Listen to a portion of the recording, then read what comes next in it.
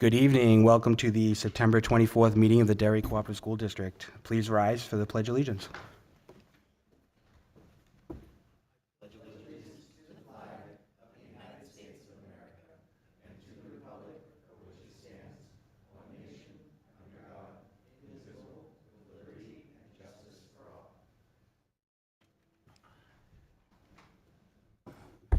All right, welcome.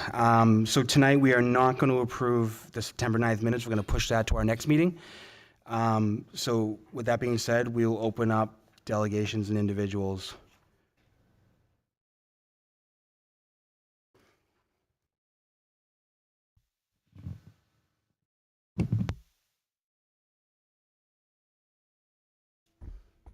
All right, going once. Richard? No? All right, moving on. We got Anthony with the Pinkerton update. All right, so it's much of the same stuff. Meet the Teachers, which is the new name for open house. That's tomorrow from 1 to 3 and 5 to 7. You can stop by. Construction continues to be on time and on budget. We're expected to be, again, completed in December, classes in January with the new building. Start Time Committee will be meeting again in November, so if you don't have a school board representative, you should probably get one. Pinkerton Players, the fall play, Dandelion Wine, will be October 18th through 20th. Tickets are available now on the Stockbridge website if you want to go. And MacPlac continues. The games are all this week. This year they're all at Londonderry. The football game, which is kind of the closer, will be Saturday at 2 at Londonderry, and homecoming will be that night. That's all I have. Thank you. Thank you. The only other thing I would add is, so every quarter we have a sending town meeting at Pinkerton. So I think, I can't remember the exact date. I'll get it out there, but I think it's in a couple weeks or 3 weeks. We meet for our first meeting of the new school year. So this should be, it's always informative. It's a good place to, get information, talk about different things. Pinkerton usually presents some items, and it's always good to, the culinary students prepare great food, so it's a good time, and it's good. It's actually a very informative and very useful session. So moving on, we got the superintendent search update. As people know, we voted on G&D and Associates last meeting. From that meeting, we had 3 board members volunteer to be on the committee. We have Brenda, Jonathan, and myself on the committee, as well as once G&D is up and running, we'll start soliciting members of the public, administration, and teachers.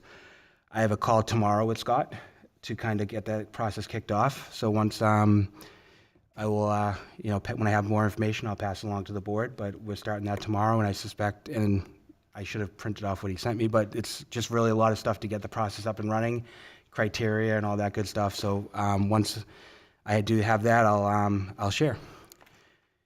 But other than that, that's where we're at right now. Very preliminary, but once G&D digs in, I'm sure this process will start to move fast and furious, and it'll be relatively, it'll be good. Plenty of time to get this done. Take our time and find the right candidate for the future.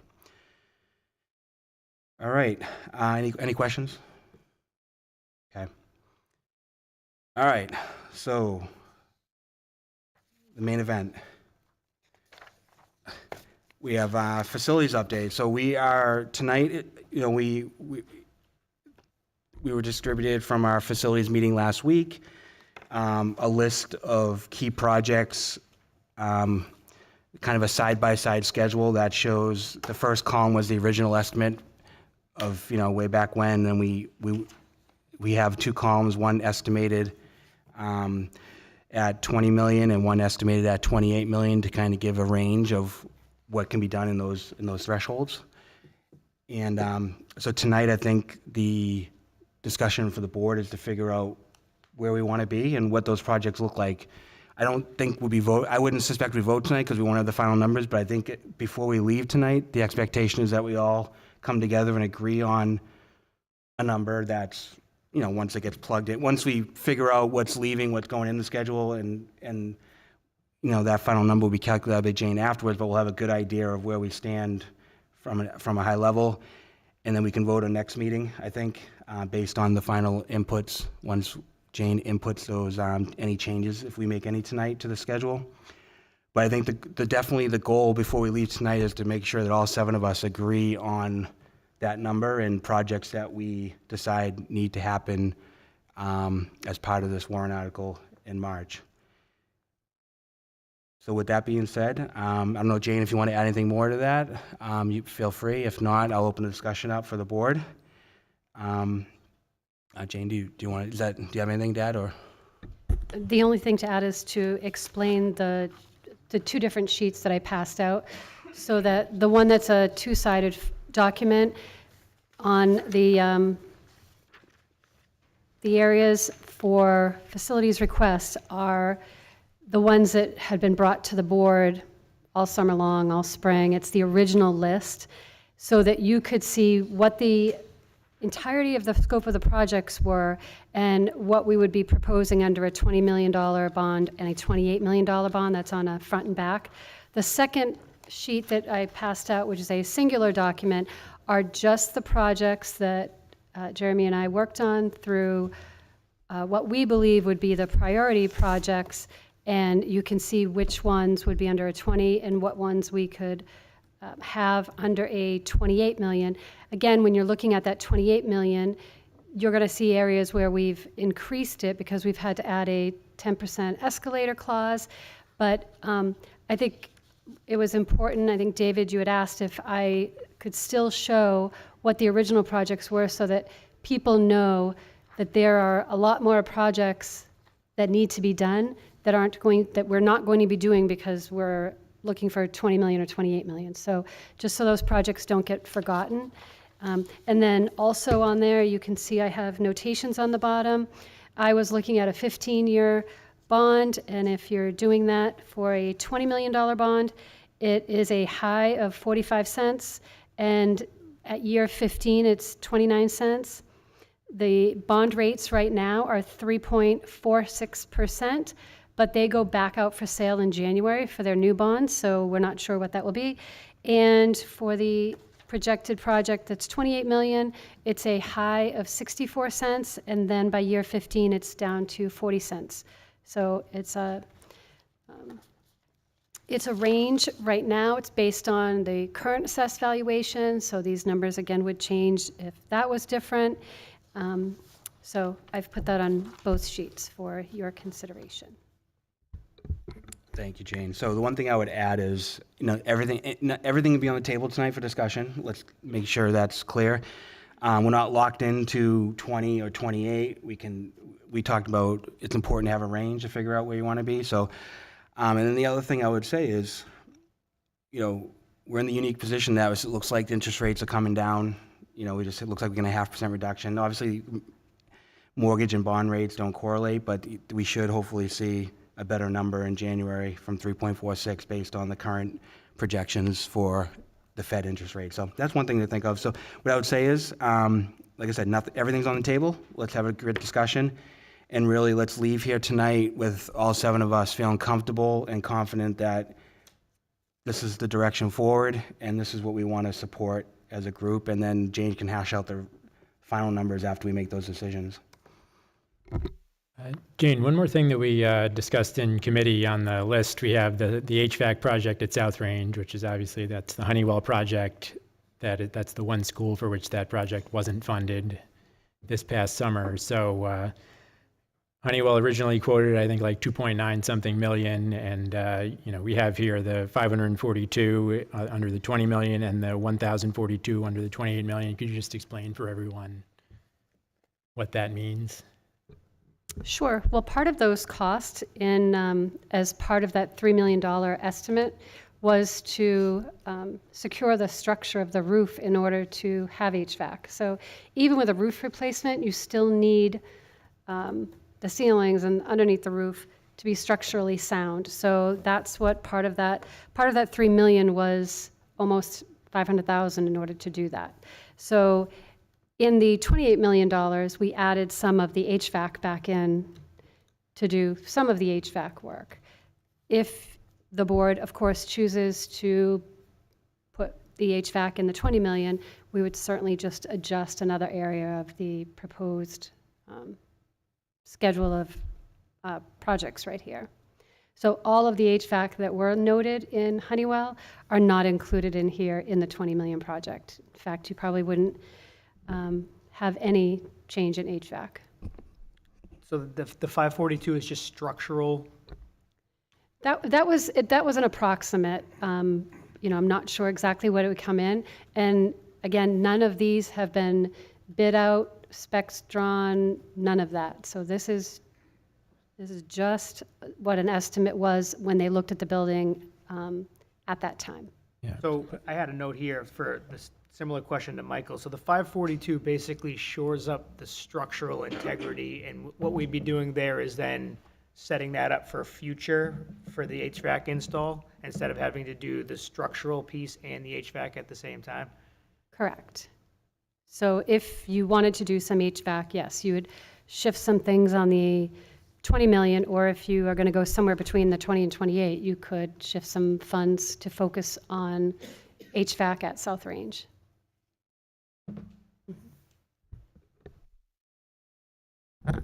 Jane, wasn't part of that if you do the roof, you want to do the structural at the same time because right. So no matter what, doing the roof and the structural, but then if you want to add some of the HVAC, that would be added on. Thank you.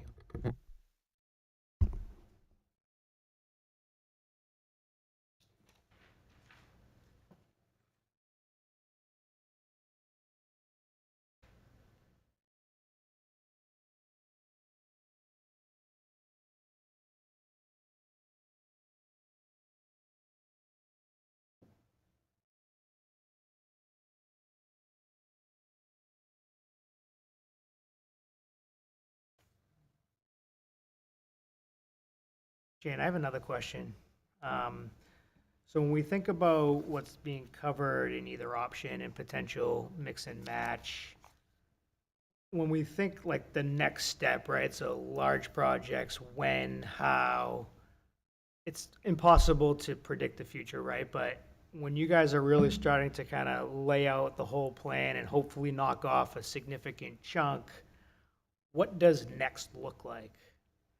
And maybe you can't answer that today, and maybe it's a matter of what does this look like first, and then the dust kind of settles. But when we think about whether we ask for 20 or 28 or 25 or 15 or whatever the number is, what's coming down the pike, right? So I think there needs to be some sort of indication as to what it looks like over the next 3 or 5 or 7 years with regards to big ticket. I know we've talked about capital reserves and putting some money aside every year, but we have a ways to go to get whole here.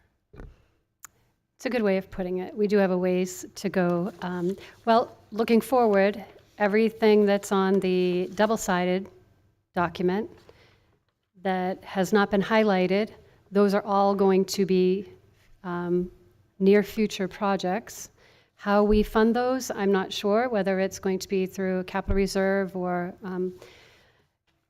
end-of-year unspent funds, but those are items that are going to continue to move forward. Some of them may get done within the 3 years that we're working under a bond because we have to. Something may go earlier, but those will be the baseline of what we're starting with of our continuation of our long-term maintenance plan. And so that's going to be the base moving forward. So pretty much whatever isn't accomplished as part of this document, which you guys have identified as kind of priority one, right? Whatever is not addressed as part of, hopefully in March, a bond and a warrant for a bond, but that'll kind of be the next steps. That'll be the next step. And also, we're going to, we need to map out, granted, Honeywell is there doing replacements on HVAC now, but we need to map out when are those going to expire? When are the ones that didn't get replaced at this time? When are those expiring? So we need to have plans moving forward with everything that's on the list that's not going to get done and anything that we anticipate. There'll be another schedule for further out for parking lot replacements. I don't, like Hood's parking lot's not on here. Other schools are going to need to come up. So those big ticket items, we will be doing a projection out for those.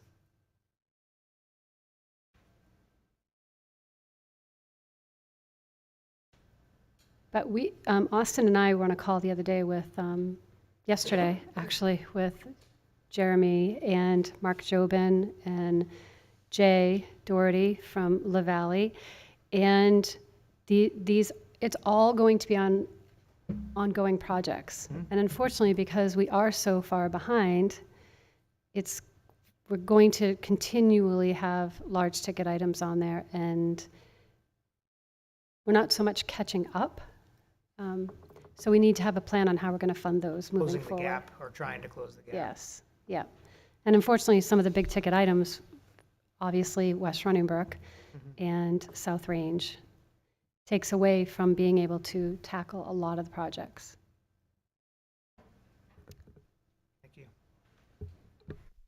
So since we ended with South Ranger, so one of the things I would like to discuss as a board, looking at South Range, I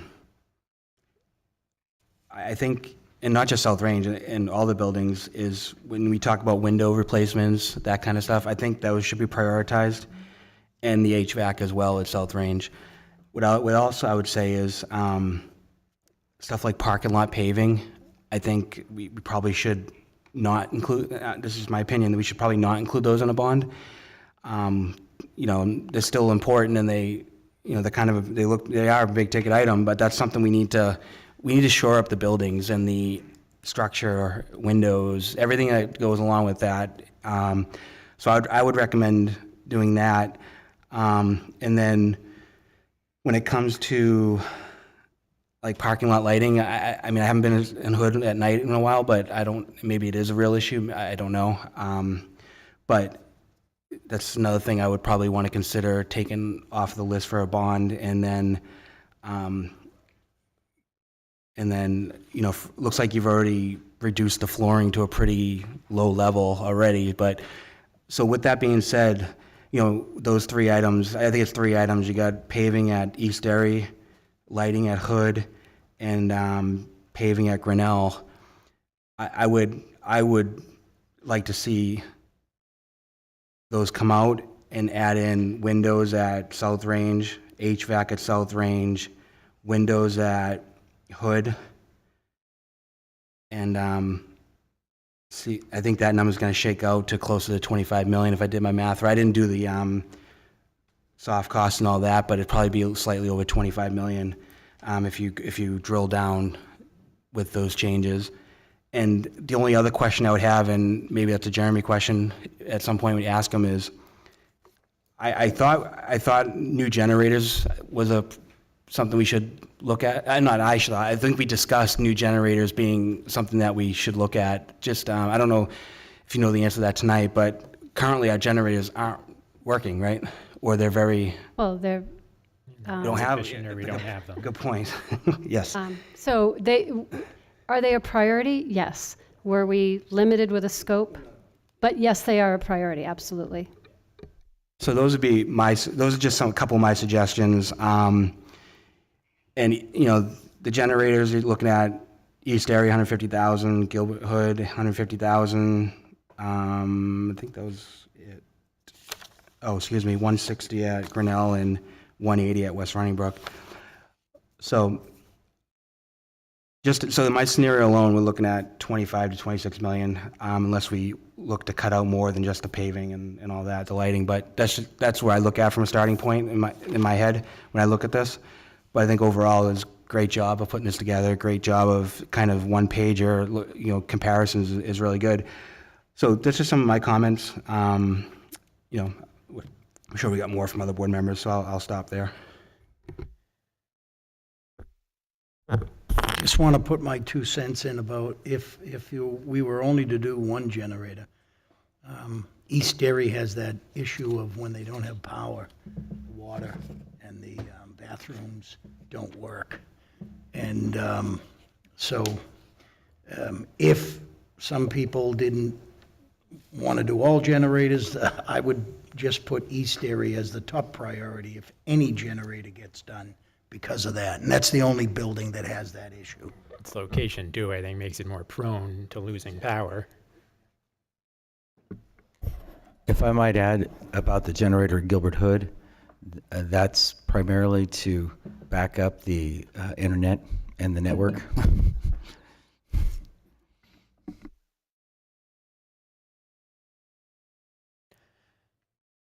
So yeah, I came to some similar conclusions as David. I mean, looking at, the projects that we've been doing lately have been, focused heavily on the, the building envelopes and, kind of getting things sealed up. Obviously we've spent, $5 million on HVAC, $2 million on roofs, the past year or so. So, I think that, when you talk about, windows, I think that's the next step, right? If we're going to fully realize, the benefits of, improving the envelopes of these buildings, you're going to put on a new roof, install a new HVAC system, and then you have, decades old windows. I think that that's something that, we would want to include there, so we're, fully realizing the energy efficiency that we're getting out of the other things that we're doing. So I think there were window replacements at Hood and Grinnell that were about 1.35 million. I think that those should go, back on the list. I mean, that's also, all those things together, it's going to have a positive impact on energy use. It's, hopefully going to allow, the temperature of the classrooms to be better regulated. I mean, there were a few other things that, weren't included that I would consider adding back in. We talked a lot last year about the electrical systems at the schools and how dated they are, how they, especially, the older schools like South Range and Grinnell don't have modern electrical systems that are meant to support, all of the electronics that we're using these days. So, I mean, that's something that I would consider adding back in. And, like David said, if we were going to look down to cut things out, I mean, I would start with the paving projects. I mean, I understand that that's important, and, we obviously, I'm sure that we have, I don't know what the condition of the East Derry parking lot is. That would be a high priority on this list, but, I feel like we have more high priority things in the buildings that directly impact the people in the buildings that, should be a higher priority than parking lots. So we had, there was about $630K for paving on the $20 million list, about $500K on the 20, and another $500K on the $28 million list. In contrast, there was about $1 million in electrical upgrades that we left out. There's also, we have the two schools, Grinnell that has no fire suppression. East Derry has a very minimal fire suppression system that I think maybe covers the kitchen and like one room.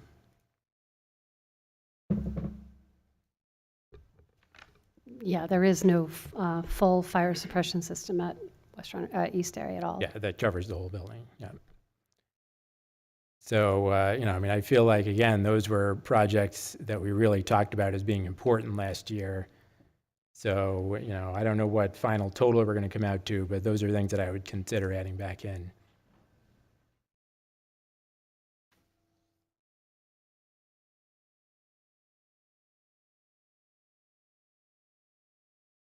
So I looked at the $20 million number and figured what needed to be added. One thing that wasn't mentioned, I have windows myself. I have the South Range HVAC with obviously the roof.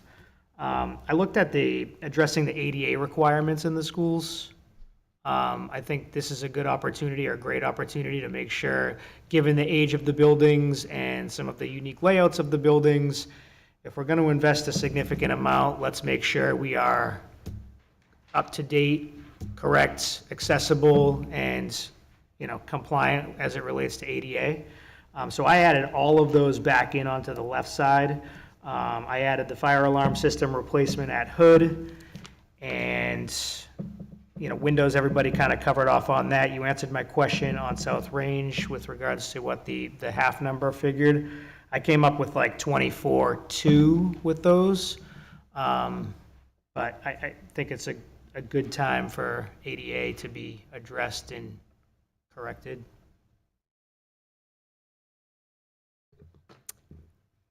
ADA at, I had each East of the Derry, Gilbert H. Hood, Grinnell, and West Running Brook.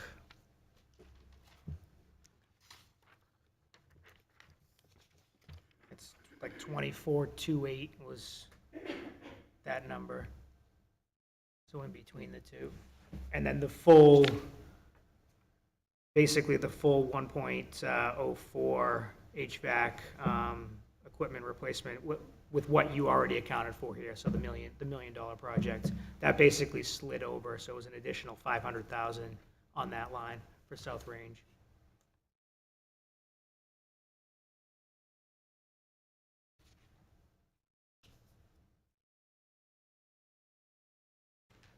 And like David and Michael both said, I eliminated paving. I don't think paving is a project that we'd want to bond for.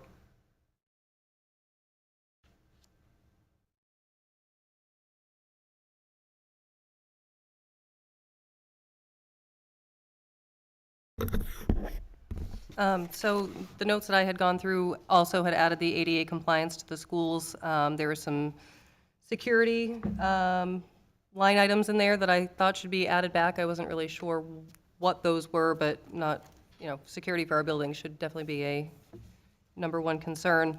I also believe that we should be not trying to fit this in, what does $20 million get us? What does $28 million get us? I think we need to go, look at these that are on each of these lists under each school, and what are the few priorities that need to be done in this upcoming year, and go as slim as possible on this.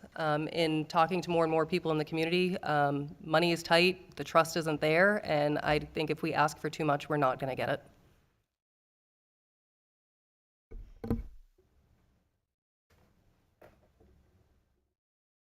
So I do have a question right here. I don't know if I don't understand very well. As like a replacement, replace key system and necessary door hardware, and then down, like when you go down, Green Elementary School, it's like replace interior and exterior doors. Can you guys get those together? Because I think if you're talking about the doors, you're talking about the hardware too on the door and key. Because it seems like we guys are separate, both of them. But it should be only one. It's on Grinnell and West one in Brook. You say replace key system, and on the bottom you say replace interior and exterior doors. I think this is only one compartment. We can. So I put a number. apologize, Will, but are you saying add the rekeying of the key system and add it to the door Yeah, replacement project? as a one compartment, and that will help us to narrow the numbers. So for some of the schools like East Derry, we want to redo the whole key system of all of the interior and exterior doors.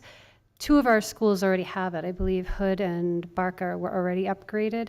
So this would be over and above doing the replacement of doors and frames. But I agree with you that they could be a project that are being done together. Yep. So I do have them in my list to be done together, but the pricing is separate. They're not, the keying is not included in the repair and replacement of the doors. So it is an add-on. So we added in there so that all of our schools are on the same keying system that they're using.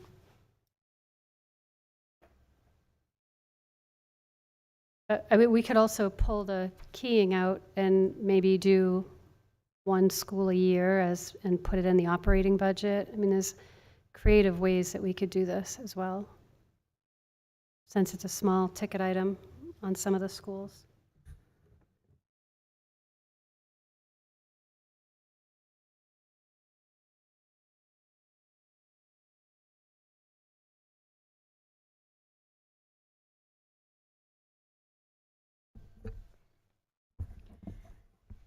I also agree with the paving. I feel like, here we go again, same thing, figure out how to make it work. This is how we got here. But I agree with taking that out. I actually had a question, hold on. There's a note, or there's a, under Barca, it says sprinkler system investigation. What does that mean?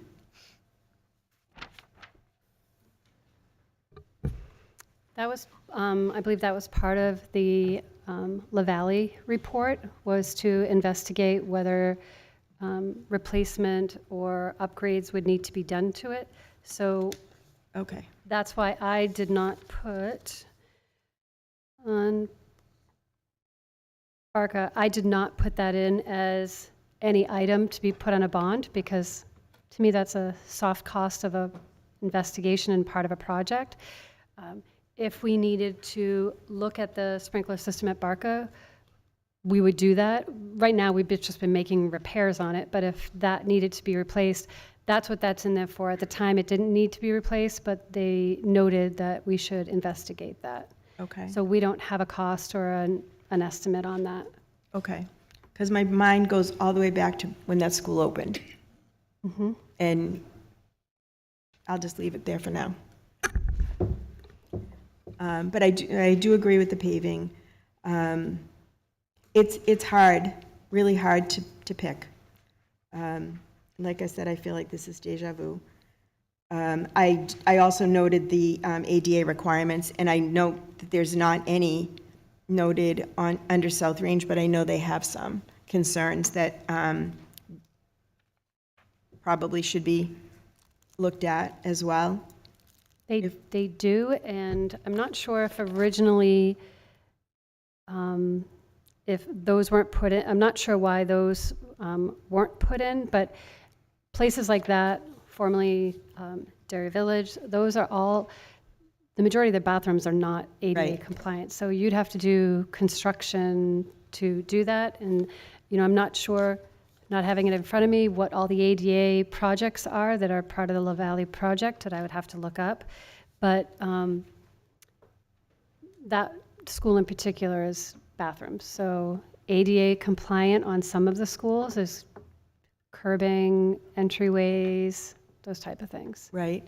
On a side note, I was had the opportunity to visit Newt High School in Milton last week, and they've retrofitted that building that's much older than any of our buildings, and it looks fabulous. And I did go into the restrooms to see what they did, and they've definitely accommodated the space to be ADA compliant, which was pretty great. So maybe we could ask them how they did that, because they did a good job. And they've done a really good job in Did you say that was Milton? maintaining the school. It's actually a pretty cool space. I don't know what else to say.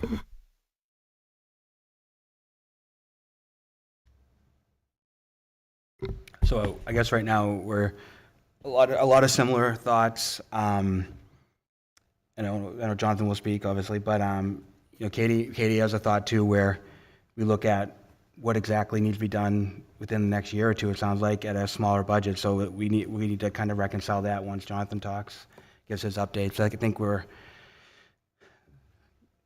that's kind of where we're at right now. I don't know what 1 year looks like, call it 15 million, and so we're somewhere at 25, call it somewhere in between there is where look like we're at, so I'll let Jonathan do his thing. I mean, I would echo a lot of the other sentiments that I've heard here. I have on my list things that I think are missing, are generators, electrical upgrades, ADA requirements. I think including a plan for East Derry to have their roof replaced at some point. Also, it needs to be included, fire suppression, sprinkler security upgrades. That's roughly $5 million. I mean, if you look at the flooring that's in here, plus the pavement, that's 3.7 million, and this is out of the 28 million. So, I mean, I think, 28 to 30 is kind of where I'm at. Yeah, that's where my mind goes. Yeah, so that's my response. Yeah, I mean, there's no doubt that for the amount of money, the range that we're in, we're missing out on a lot of projects. There's no doubt of that. And I think that lies the decision of us, the 7 of us, to figure out what's the top priority and what the things that have to wait a little bit through a capital reserve or down the road another bond or whatever the case may be, whatever that decision looks like, or figure out ways through the operating budget to do some of the smaller projects. So what I would say is how I look at it. The absolute, in my opinion, the absolute need is shoring up the structure and the envelope of the building. That's my number one priority if I had to, so, and then a lot of the ancillary, I would call them ancillary, they're all important stuff. We got to figure out the priority list as you go down. And Jane and Jeremy did a great job, obviously. But also, as we've noted, you guys noted, there's a whole bunch of stuff on the other list that obviously needed electrical, ADA, generators, that kind of stuff, a roof at East Derry. Unfortunately, I think when we talked a few times in the last 2 months, we kind of come to some sort of thought process of a range of, I think it was 25 to 30, I think the range was at the time when we discussed it. Obviously, that's not a hard and fast number, but we need to figure out, what that looks like. And, Jonathan's at a high end of 30, Katie somewhere, whatever, 15, I don't know what the exact number is, and then there's some of us in the mid-20s. So we need to reconcile that to a point where what's important today and what we have to live and wait to fight again another day. And I would say the structure, envelopes, windows, all that stuff, it has to be number one priority. And quite frankly, when you look at those two things, not two things, well, multiple things that have to do with the building, between South Range and West Runningbrook, we're at $12 million, $13 million, just those two buildings. So we just got to really figure out, I think that should be our starting point right now, and then work our way down to where we want to be. Because at the end of the day, Katie's right. People are struggling. We need to be realistic. And I will say, $20 million, 45 cents, that's, it's a lot of, it does come out to, on a $500,000 house, what's that, $250 increase on taxes? So it's, it's something, and we just need to take that in consideration also, but we really, I think we need to narrow our focus. You can go now. Yeah, we can narrow our focus and really focus on the items that 100% we cannot leave tonight without agreeing on, and then try to work our way through that. Go ahead, Jason. I said this the last time we were talking about it. I think we need to come up with a number to understand. So Katie, to your point, if people don't trust us, or you say people don't trust us, what is the number? What is a number that the entire board can get behind and run with, right? And then if we say it's this dollar amount, then prioritize the projects based on that dollar amount. Because here we are again, we've got a full range and then some unspecified amounts. Whatever the number is that 7 of us can get behind, that we feel comfortable bringing to the community and asking for their trust, or asking for their trust again in the process, whether it's 10 million, 15 million, 20, whatever the number is, we have to determine what that looks like, right? Because we could sit up here for an hour, 2 hours and kick the can around, kick it back and forth. This is this. We've got to land on a number. It's go time, right? If we don't have a number, ballpark, then we can't determine what projects we want to do. And then we come back in 2 weeks and we do the same thing. And then we come back 2 weeks from then and do the same thing. And then you guys go to a facilities committee meeting and kind of talk. The board needs to decide on a number. It's time. We were elected, we were voted in to make decisions and bring things to the people. Today is one of those days that it's time to make a decision. So whatever the number is, we all need to say, this is the number I feel comfortable bringing to the community, and then rally around that number and all work our butts off to bring that to the community and earn the trust.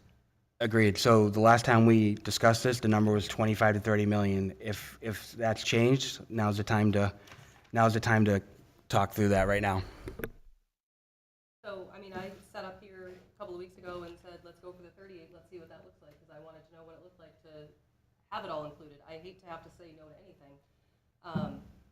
But I don't think it's about finding a number and then making that fit. We need to really look at these projects. We have to be able to explain. Didn't you guys do that in facilities? Look through the projects?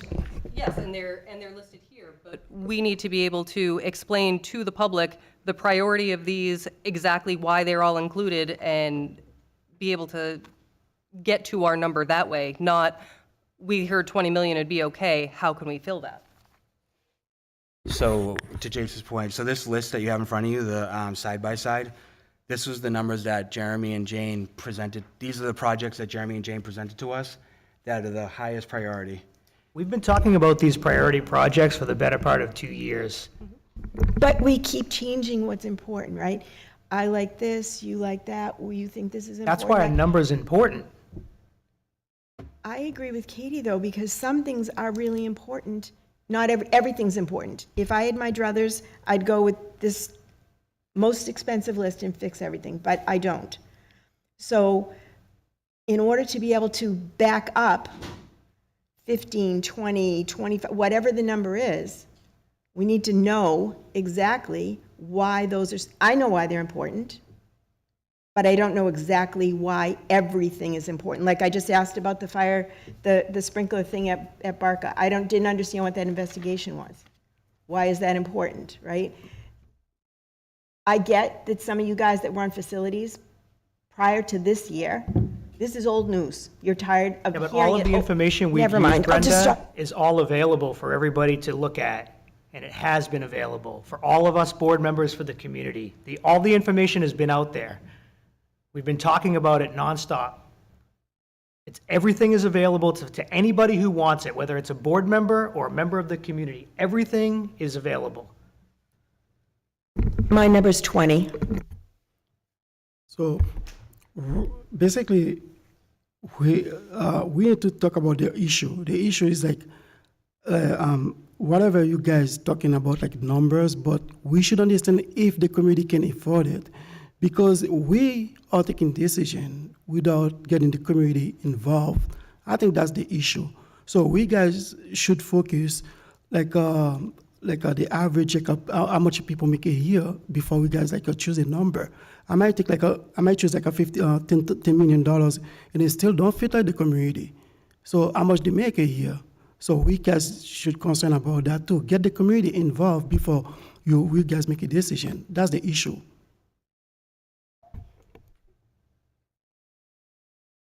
So one of the things I would say is these numbers were discussed at you guys' last legislative committee meeting. So there's a lot of state reps, town councilors at that meeting. We've had people who've been paying attention for several years now come up and kind of give their thoughts from the community. Unfortunately, I wish it was more people, but we get what we get at this point in time. So you're absolutely right, Wilbert.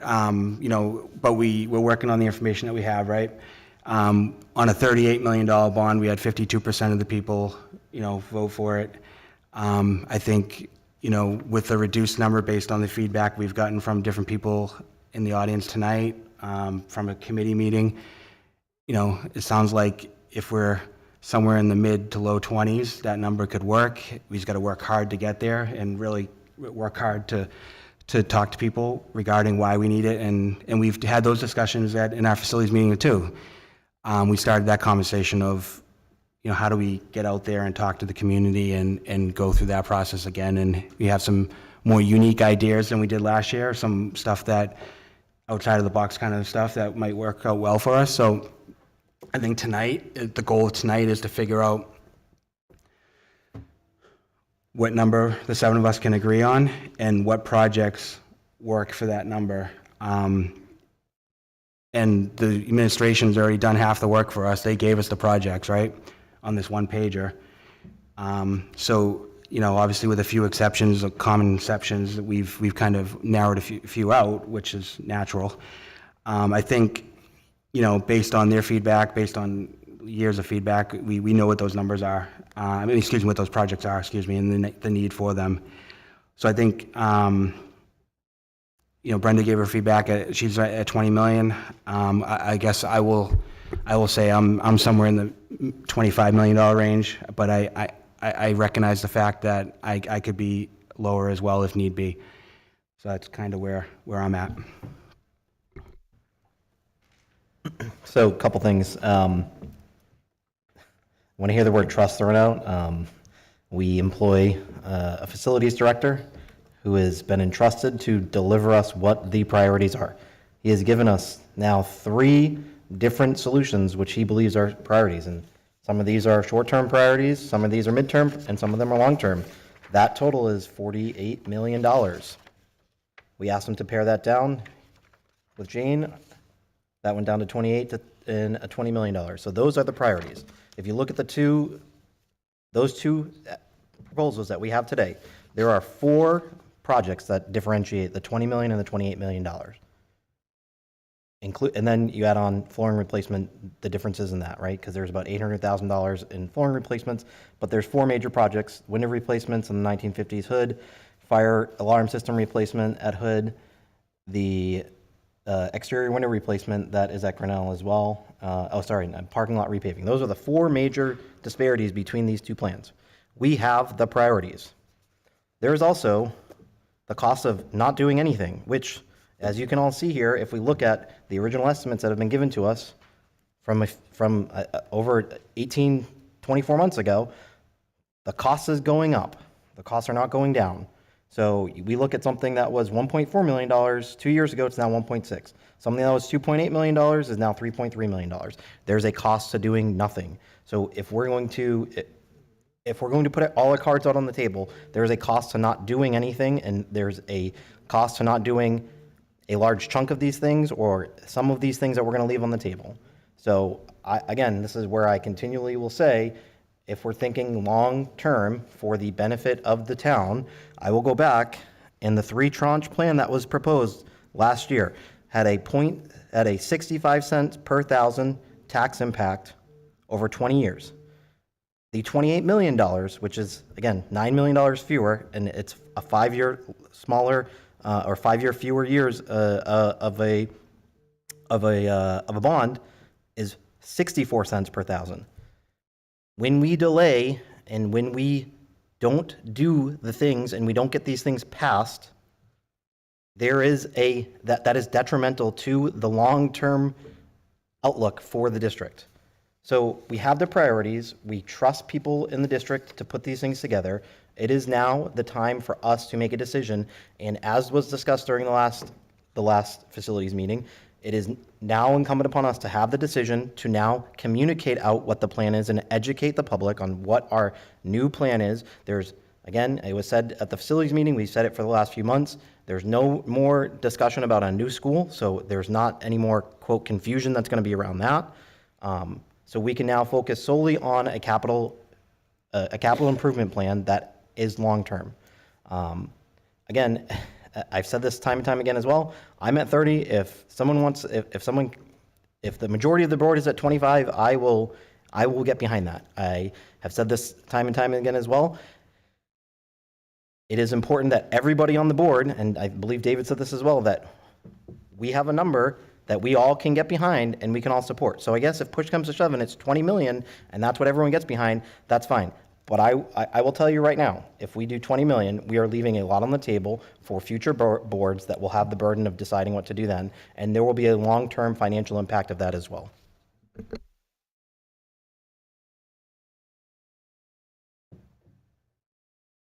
I'm in agreement with Jonathan. I think our focus here needs to be a bond that is going to put us in a place of stability where there isn't so much left on the table that we're having to think about having to bond again in 5 or 10 years, however much it is. We should never be in a position where we're sitting on $50 million worth of repair projects. You know, we're not even talking about renovating buildings here or anything like that. We're literally just talking about fixing things that are broken or outdated, $50 million. We should never allow this district to be in this position again.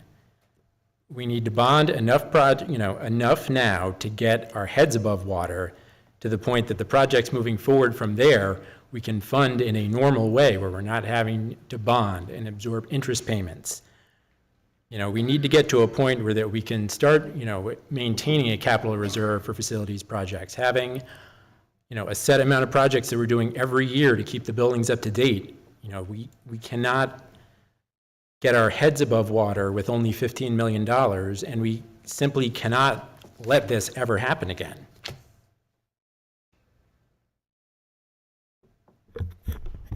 So when I go down this list, and I see for East Derry, replace key systems and necessary door hardware, is that necessarily a priority? No, we just heard that we could push that off, possibly find other ways to fund that. So we should be removing that. Flooring replacement, so in one estimate it's 100,000, then the next one it's 429,000. If it's such a priority, how are we making that decision on that number? Like what are we losing from the 100,000 to the 429? The refurbished, replaced gymnasium, cafeteria, dividing wall, $110,000. Is that actually a priority for this year? What is that involved? Is that a safety thing? I guess I would need more information on that. The exterior repairs for doors, frames, 88,000. Do those absolutely need to be done right now? Repave parking lot, $330,000. We just said no paving. So there's a lot to move around right here, and that's just looking at East Derry. For Barca, you know, same, there's a huge difference in the flooring. I would like to know a better picture. How come, you know, it's a priority and we need to include the 433, but then to the 100,000, like, what wouldn't be getting done for that? Katie, can I respond to those? Please. So first, you keep on saying, do these things need to be done in the next year? No, none of these things, not all of these things will be done the next year. We have to wait for the bond, we have to wait for a vote, then we get the money, and then we can hopefully start doing some of these things. But a lot of these things are going to, they have to take place in the first 3 years, 5 years, I can't remember. But they're going to be done over 1, 2, 3 years. So these are things that are done. Now, if we want to go line by line, like replace a key system, that's, I would say, $55,000 out of 20 million, not a big thing.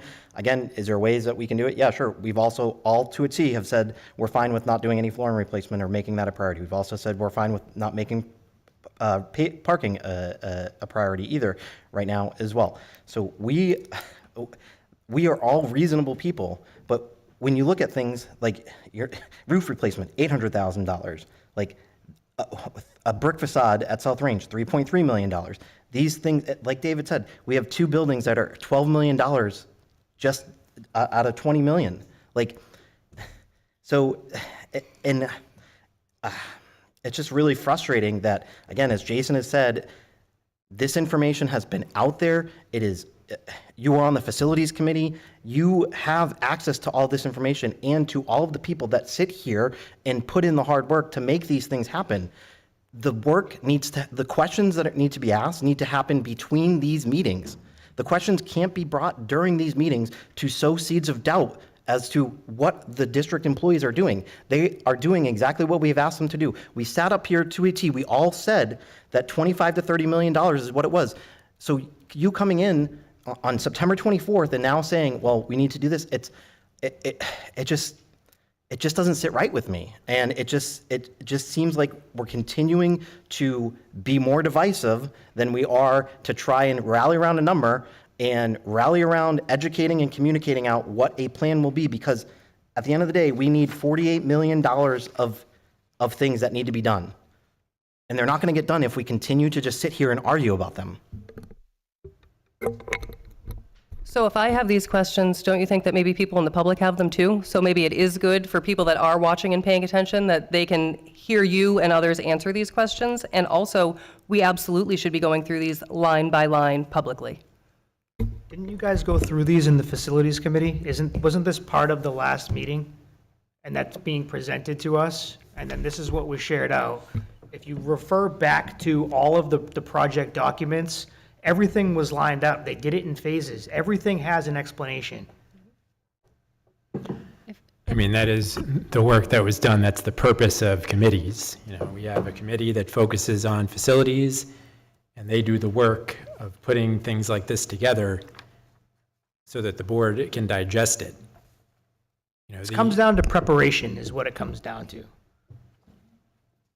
You know what? Chastising each other is getting us nowhere. It got us nowhere No one's last. chastising, Brenda. Okay. How many times people bring up trust? Every time in this meeting, the board doesn't trust us. People don't trust us. Okay, It if I could just jump in. doesn't sit well. The task that we were given was, let's just call it 50 million. It's easy enough. So we have 50 million. And when you look at these, the last time the school board said, well, let's look approximately 28 and let's look approximately 20. So, you know, if you look at floor replacement, the 28 has more, and they're looking at which ones are the worst, Sections. trying to weed it down into, okay, if we have to get this down to 20 million, which, think about that, that's almost 30 million cut off what we believe we need to do. That's what that's what was, the task was that was given to, first and foremost, maintenance, and of course, Jane, business administrator, and please jump in, Jane, if I'm explaining this wrong. But the whole idea behind this is, we need the first column, the 48 million. That has to happen. That will happen over a long period of time. And hopefully through capital monies that we'll get each year and start doing like we did with the Barker roof and so forth. But the task was to take that large amount and cut it into, so the best way I can say it, and somebody on the board here said this, we have our people out there that deal with this stuff, and it's a matter of, you know, coming up with that number that we're looking for. Now, you guys come up with a number, and I've got 3 people so far that have given a number. If the number comes out and you guys decide on something, we can absolutely go in, answer whatever question that anybody has into the specifics, like that particular one. What's the difference, besides money, between if we do the 429, you know, what's coming off and what's going on and so forth and so on.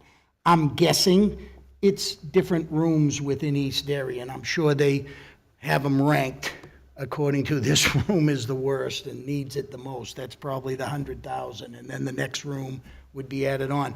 So absolutely, that was the task, that was what was done, and yes, we could not include all of these things that some of you were talking about because we needed to come up with a figure. And what they did was, this is what's most important over these next 3 years in their mind, being out in the buildings, dealing with it all the time. You know, everybody here has toured.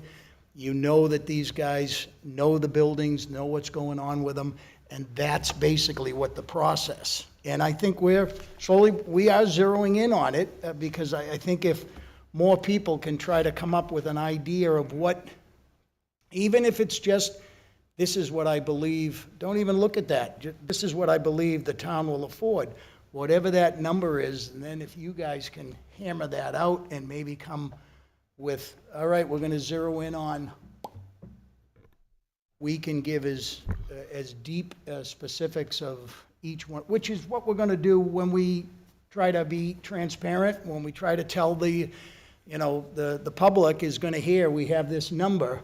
We are going to tell them exactly what that number is going to look like and what's going to be done in different buildings. And I agree, you guys are doing a great job with making sure you hit every building, including South Range. You know, that decision was definitely, seems to be solid, that we're going to move forward. We're not getting a new building anytime soon. We're going to fix what we have, and that includes every building, which I think the community will appreciate. So I hope that helps to explain a little bit about what these other 2 columns mean. It's just a matter of them using their knowledge base of the buildings and what is most in need. And if we don't fix this now, it may cause other problems later. All these kinds of decisions to come up with the 20 and the 28. I agree with you, Superintendent. So if the community doesn't trust us because we don't inspire them trust, so basically it's our fault. So what I believe you guys should do, again, we should come up with a number between us, and then we can conduct a conference with the community, not like the superintendent said, not in this building, somewhere else. So we invite the community, come in that conference so they can discuss with you guys. So in that case, we get them involved. It doesn't matter what number you take, they're still gonna go after you guys, because what it seems like you guys gather together just to make a number. So we make a decision for ourselves, but not for them. So for them to agree with your number, you guys should get them involved. That's my point of view. We can get a conference, or you guys come up with the number, and then we invite them and we educate, like David said, we talk to them about the numbers. We show them what need to be done. And in that case, they probably go with you guys, with us guys. So my rebuttal to that will be, we had a vote in March. We received 52% of the town's approval for a $38 million number. And the overwhelming feedback I received was, well, I think a lot of people were confused because they thought it was a package deal, that it was going to be a new school and this. We are removing that idea of a package, and the best way to get input from the voters is via a vote, because that is the largest amount of people that come out and give direct feedback to us. So again, my stance will be that $38 million got 52% approval with not everybody's full strength support and everyone rallying around a number. So I think, again, I have lowered my expectations to be 30 million in hopes that we can all get around that number. Or I've even said I am on board with 25 or 20, and we support that because it's important that we do get something passed this year. But again, it is decision-making time, and now we need to move on to the next stage, which is the communication and the education. And again, I do agree, it is getting the public involved, and we did all of that last year as well, and I think we need to do that and more this year to continue to get that. But we have a starting point. 38 million, got 52%. We need 60%. So how do we get that extra 8% or 10% uptick in voter approval? Again, maybe it's a low number, maybe it's not the 3-tranche system, or again, it's a mix of different things, but that is, I think, where we do have a starting point. All right, so we have 20 million on the table right now. I have 20 to 25 million on the table right now. Michael, where are you at? I mean, I lean more toward, something in the 25 to 28 range. I mean, like I've said, I don't want to do a $15 million bond this year and leave, $35 million worth of projects on the table. We're never going to get caught up on that without having to do another bond down the road. And we shouldn't be having to bond for maintenance projects, on a routine basis. We are having to bond for maintenance projects right now because we are in a crisis. Jonathan, I know you said 30. You willing to go down 25? Sure. Okay. Or 20, either one. I'll put 20. I would say between 25 and 30 is my range. Again, if the next 4 people or 5 people are like, hey, 20 is a number, I will hop on board as that as well. Okay. I will give my full-fledged support to whatever gets whatever has the support of the rest of the board. Got it. Wilbert, what can you support, Wilbert? To be honest, I don't know I can support anything because I've been on Facebook, I've been out there, and then you guys, we don't look good out there. I think we should wait for the community awards before we make a decision. Okay. Katie, what are you willing to support? Out of the 2 options here, the 20 or the 28, It could be any option you want. Oh, Yeah. yeah, I mean, I would be going for less than 20. I think we also need to, Okay. I understand that we do have a large volume of projects that need to get done. I understand that, but we're also not taking into account years down the road, we've talked about superintendent's office. What are we doing with Derry Village? How are we going to reframe, South Range? There's so many other things that are also big ticket items that need to be all considered before we move forward with anything that large. Okay. Jason? My number I came up with 25, but I mean, I think we need higher, but 25 seems to be a right number with how I shook out the projects here and addressing some of the things that were on the 20. But like Jonathan, I want to have a number that we can all get behind, and we're all working on, we're all behind it, we all believe in it, because that's the only way that we're going to be able to bring this to the community. So 25 to 30 is fine. Okay. Will you support 25, Brenda? I would like to support the 40. The problem is, we have a community that can't afford that, myself included. We have a budget that we will be trying to pass. We'll have a teacher's contract that we're going to hopefully pass.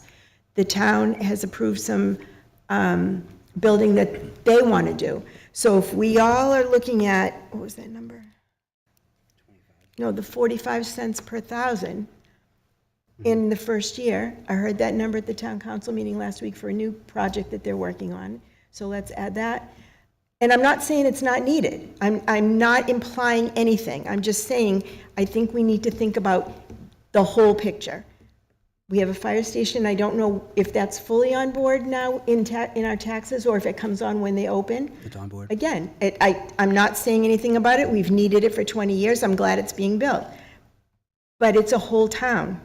We come up with one number, the town has one number, the county has another number. We need to balance it. That's why I stuck at 20. Okay. But I would like the 43. I would like to win Powerball. But it's not, it could happen, right? I mean, anything. buy a ticket. Anything can happen. I do. So, yeah, I hear you, and those are all valid points by everybody. What I would say is, we're coming down from 38 to 20. Let's call it 25. I'll just call that right now. So we're already taking what's that? A third? A third haircut, right? Yeah, that's a third haircut that we originally wanted to put forth. And then, based on legislative meeting that happened a month ago, it seemed like there was some support at 25 to 30 max. And we're not even at, well, yeah, some people are at 30, but I think we're all willing to go somewhere between 20 and 30.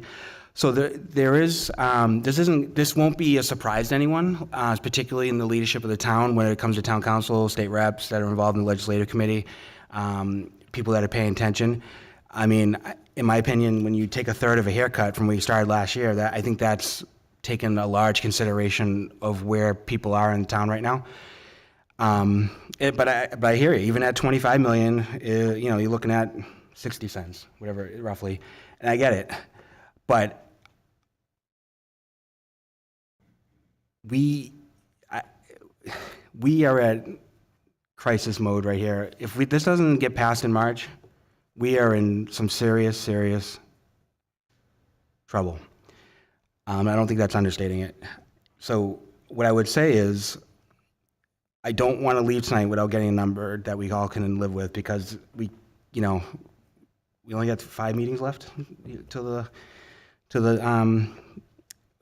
public hearing. So at the end of the day, I'll move off at 25 and go to 20. I will, but I won't go lower than 20.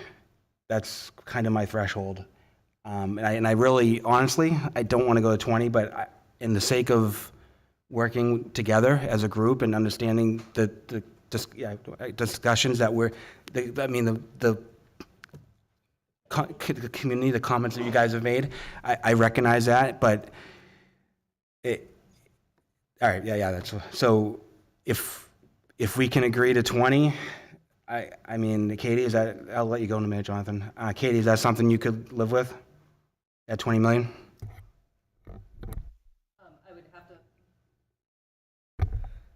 It would really depend on how we listed out the projects for that 20 million and how much of a priority are they really?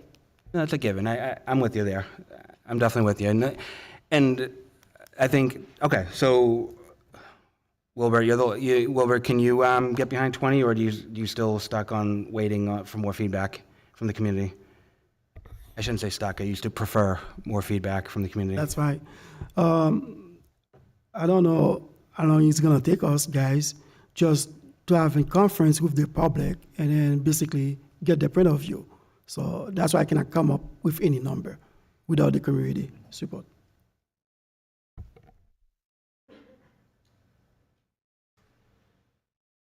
Oh, this?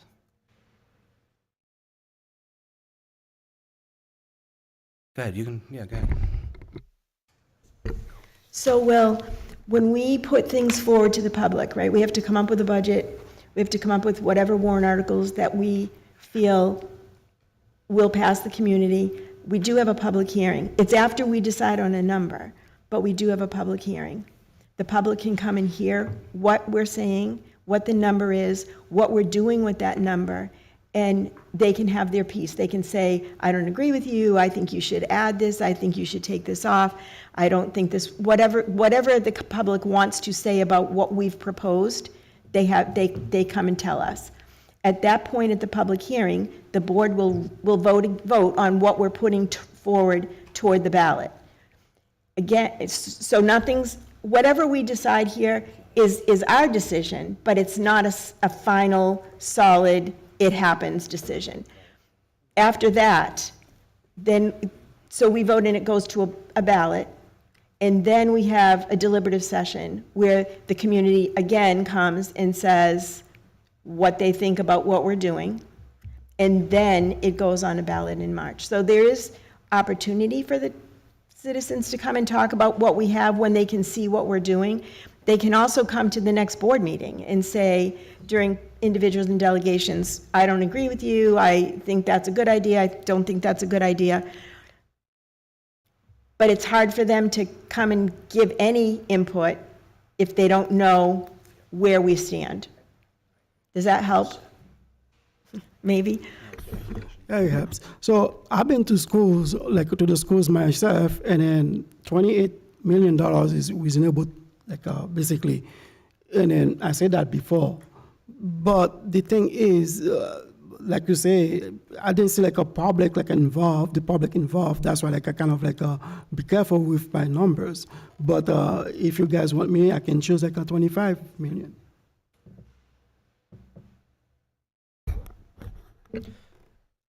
So I'm going to reiterate this again. I hear things, and I hear people on this board say we don't listen to the public.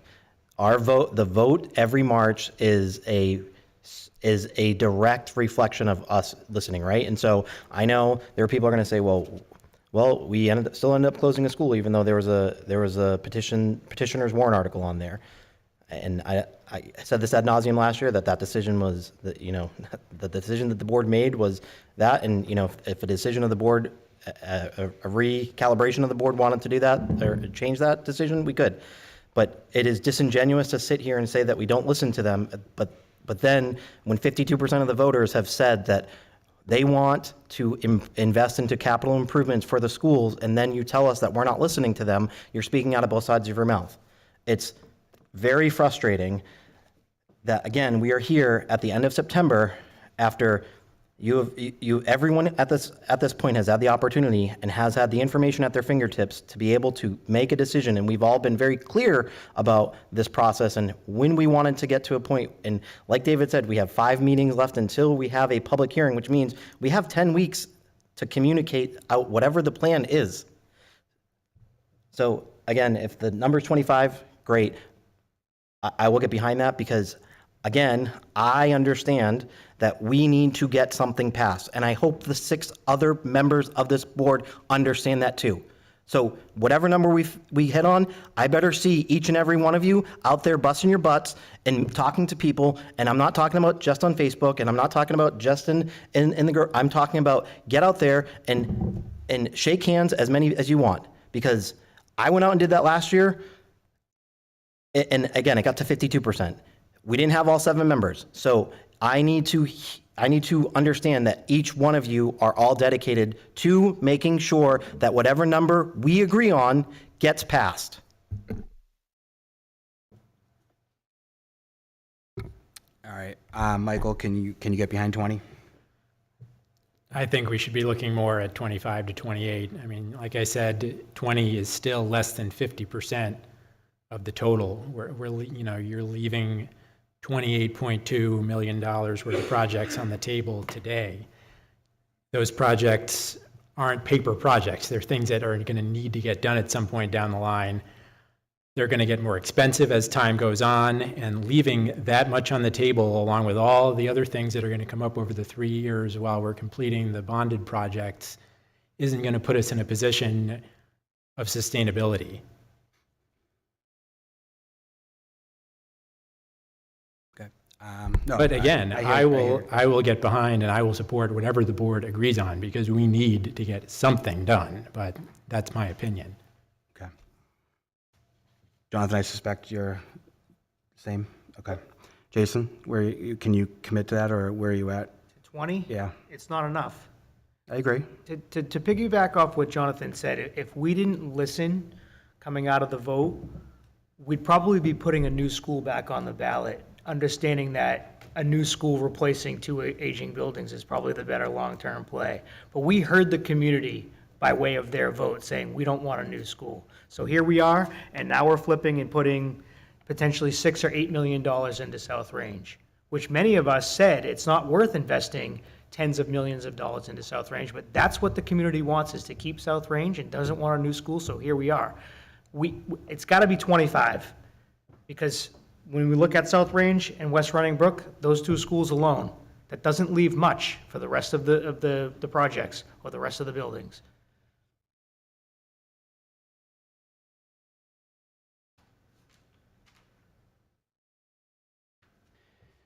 All right.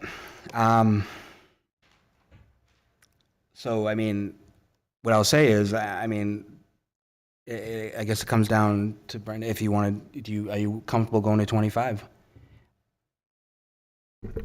So last year you asked me to go against what I believed was right.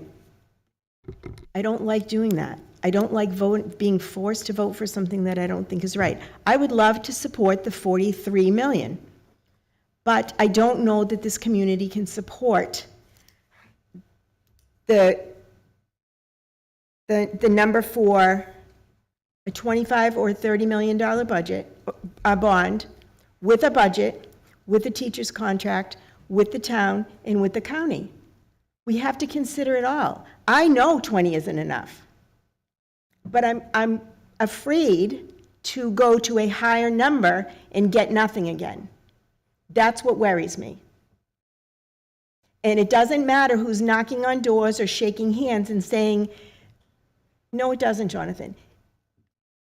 If whoever's knocking on doors and shaking hands, when a push comes to shove and somebody says, I can't afford that, I know you need it. I know you need it, but I can't afford it. What are we going to do? I've been there. I know what that's like, trying to talk people into something that they can't afford. That worries me a lot. And it's not only this one thing that we're asking people to support. We're going to ask them to support a budget. I don't know what that's going to look like. We're going to ask them to support a teacher's contract. I also don't know what that's going to look like. We're asking them to support well, we're not asking them to support the town. We're asking them to elect the right people to support the town. But still, there's increases everywhere. I don't know. I don't know. Because like I said, I'd like to support this. I would love that to happen. That's my goal, but it can't. And I'm being realistic.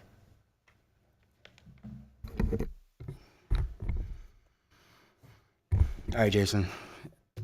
I guess I'm in the just same boat. If the entire board says 20 million, Okay. I'll get behind the 20 Okay. million. I also want to get something passed. We've worked too dang hard over the last however many years, and then boards before, to try to get stuff done. We can't be completely short-sighted in the sense that, look at the cost last year, look at what they're going to be this year. If we do 20, there's still $30 million in projects that it's going to become 35 or 40. We won't be able to fund those projects without another bond at some point. We just won't be able to have capital reserves that it's going to cover 40 million projects. I mean, $40 million worth of projects.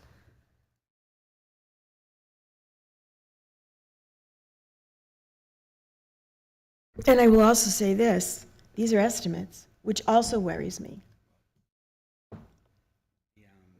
The contingencies below are higher to accommodate any, Maybe, right? well, they're pretty high if you look at them. They're 25%.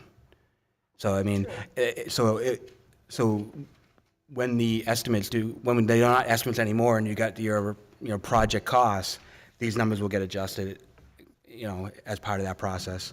So this is really to protect, our decision today, whatever decision we make. It is, yeah, of course. But we're basing an estimate off guys who, even the town's using La Valley. So, again, words matter. Those comments are sowing seeds of doubt into the work that we have asked the administration to do. This is, No, I hear you. I know. So because a member asked to not speak, that. no, she's. I'm just not going to listen to you anymore. You can speak, I just won't listen. Okay, great, thanks. So again, those comments, what we say here behind these microphones matter. People are listening. Brenda, you've been on this board for 20 years. People do listen to you. You have a contingency of people that do follow and believe what you have to say.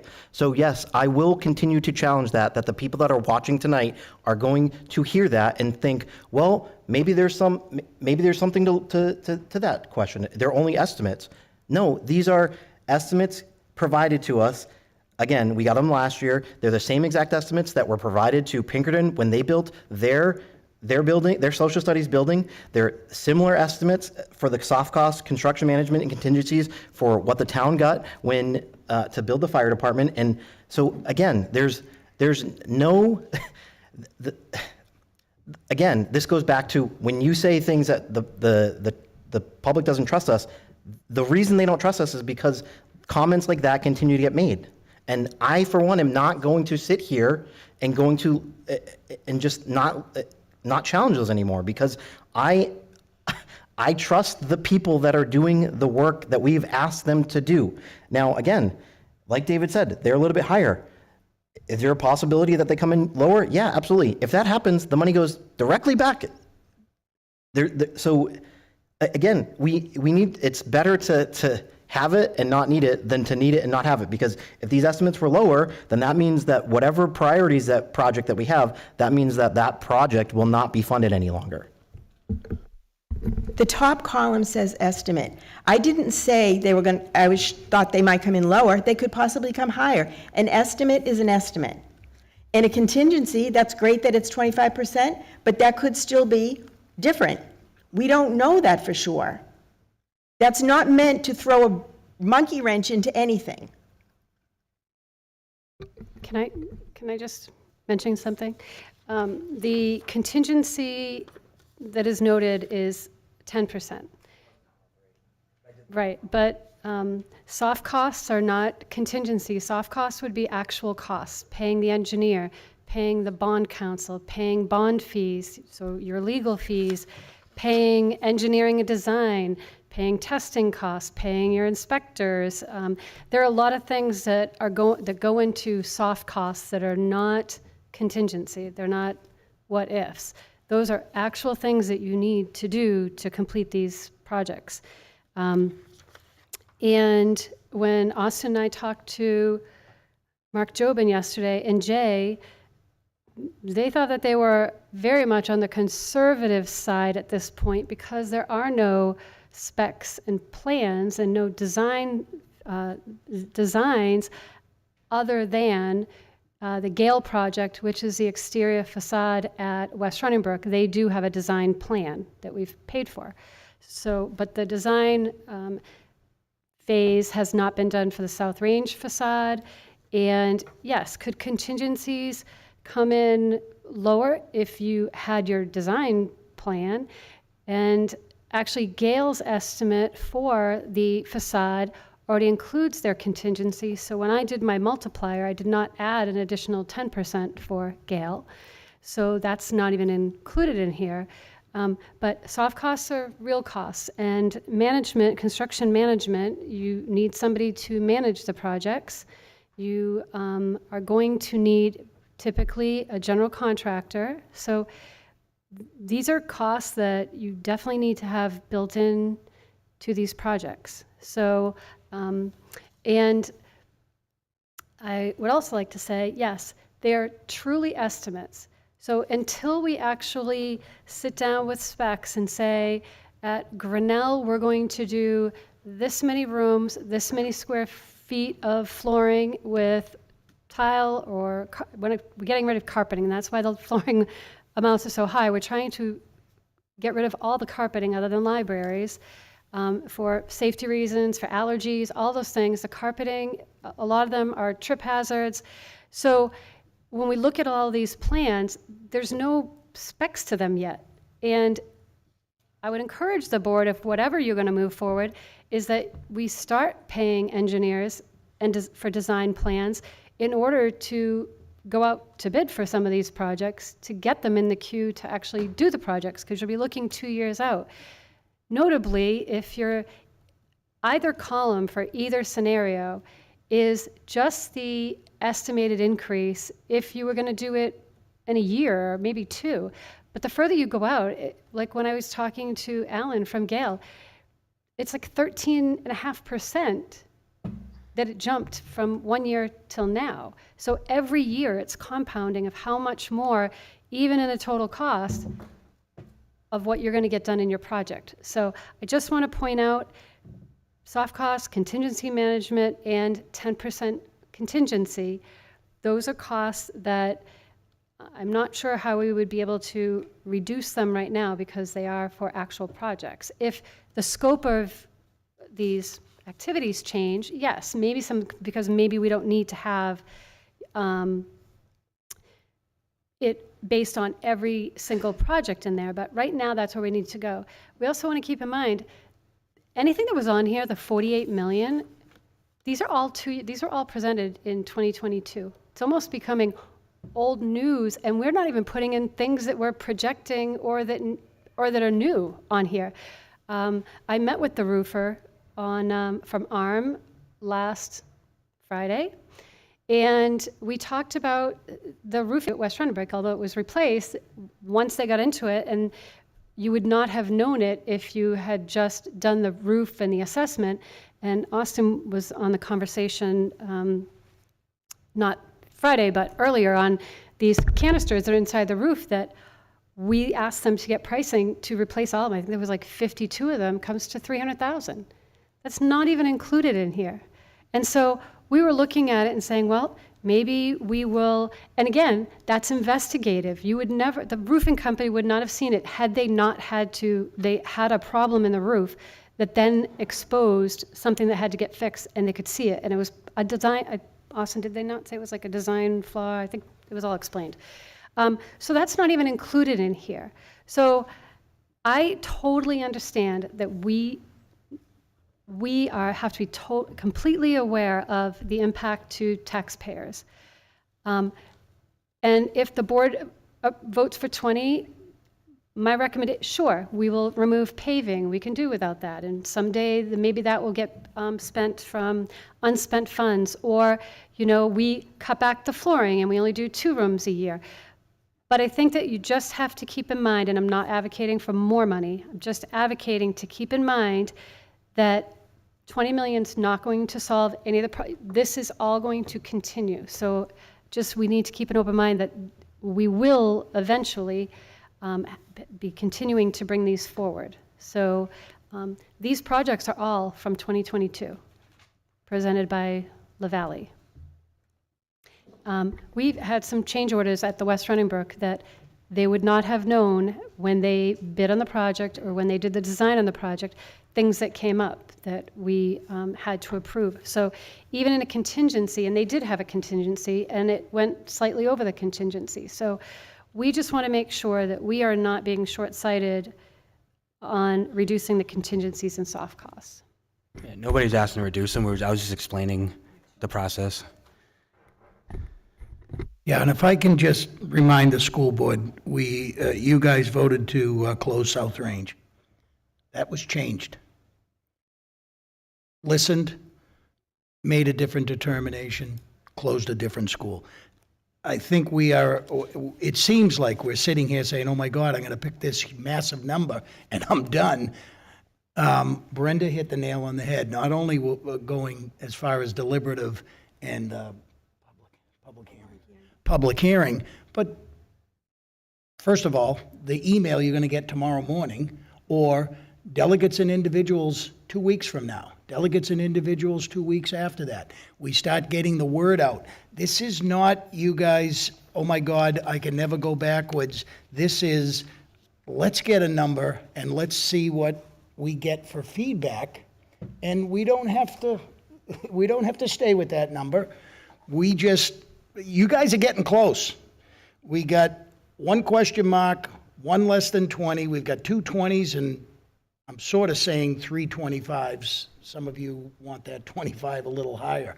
But we are narrowing it down. Let's try to say, what can we do right now and get the word out there, and let's get some feedback. That's what we've been talking about. That's what we say, and we are saying we are going to listen to the community. Let's get some feedback. Let's let some people come to the microphone, and we can start getting feedback on what they think about this. You guys are close. You're within the ballpark of making a decision here, and I hope we can get, however long it takes, we can make a decision tonight just to move forward with the understanding that you can change your mind 2 weeks from now and vote again.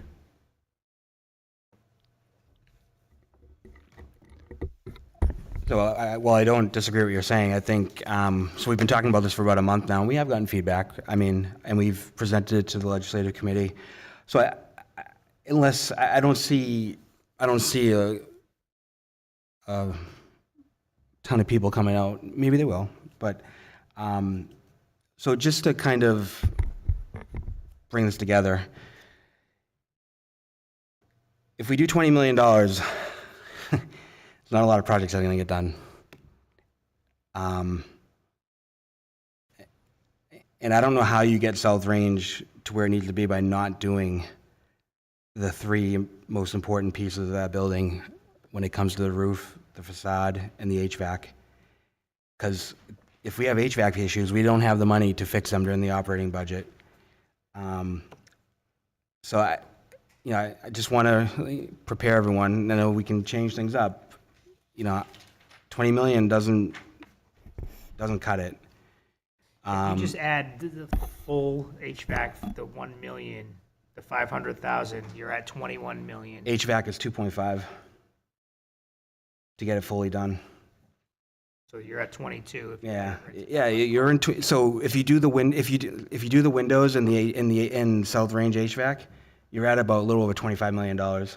That's not even counting the contingency. That's just as flat dollars outside of the contingency. Obviously, we talked about taking out other things, paving and that kind of stuff. Those aren't big. They're big ticket items, but they're not going to make a dent in the total. So I guess to wrap this up, right now, it seems like we're at 20 million with the possibility of changing our minds, obviously. But we need to give the administration some direction right now, based on this new kind of, not new, it's 20 million. We need to understand what their they need to understand what their expectations are. So even if you take the paving out, it's like $800,000. You can't really add much. I mean, it doesn't give you much to add. So let's talk South Range for a minute, because this is where the big items are. Where do we want where do we want to invest in South Range? Because I don't see how you don't invest if the building's going to be around for a little while, because the new school is not going to happen. You need a new roof. You can't get around that. You need HVAC, and you need the facade done, and that's $8 million. Call it $8 million. So I'd like to hear, I'd like to, hear, I mean, if you decide that's the route to go, that gives Jane more of a runway to understand what the rest she can do with the other stuff. So, quickly, Jason, can you start us off? What is your thoughts on South Range? My thoughts are irrelevant. The community said no to a new school, South Range is here to stay. So if South Range is here to stay, then we need to invest in South Range. Fair enough. Katie?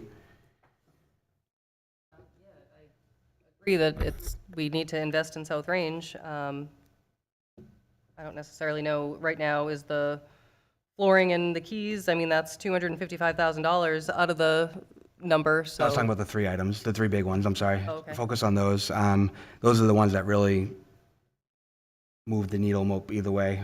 Do we want to have Jane add that in our next iteration so we can, because I think if we decide to add those in, that gives her more of a thought process of where she needs to be, because those are the big ticket items that we haven't accounted for in the 20 million number.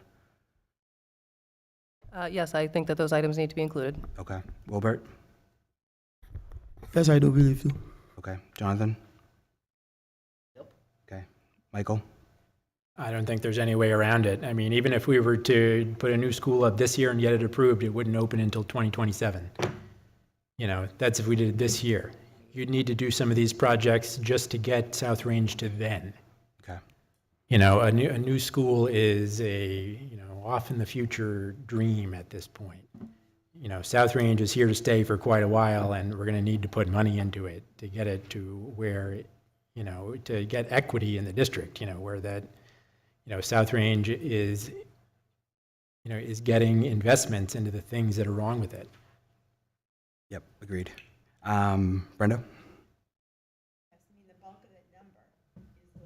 Right. Okay. All right, Jane. So let's do me a favor.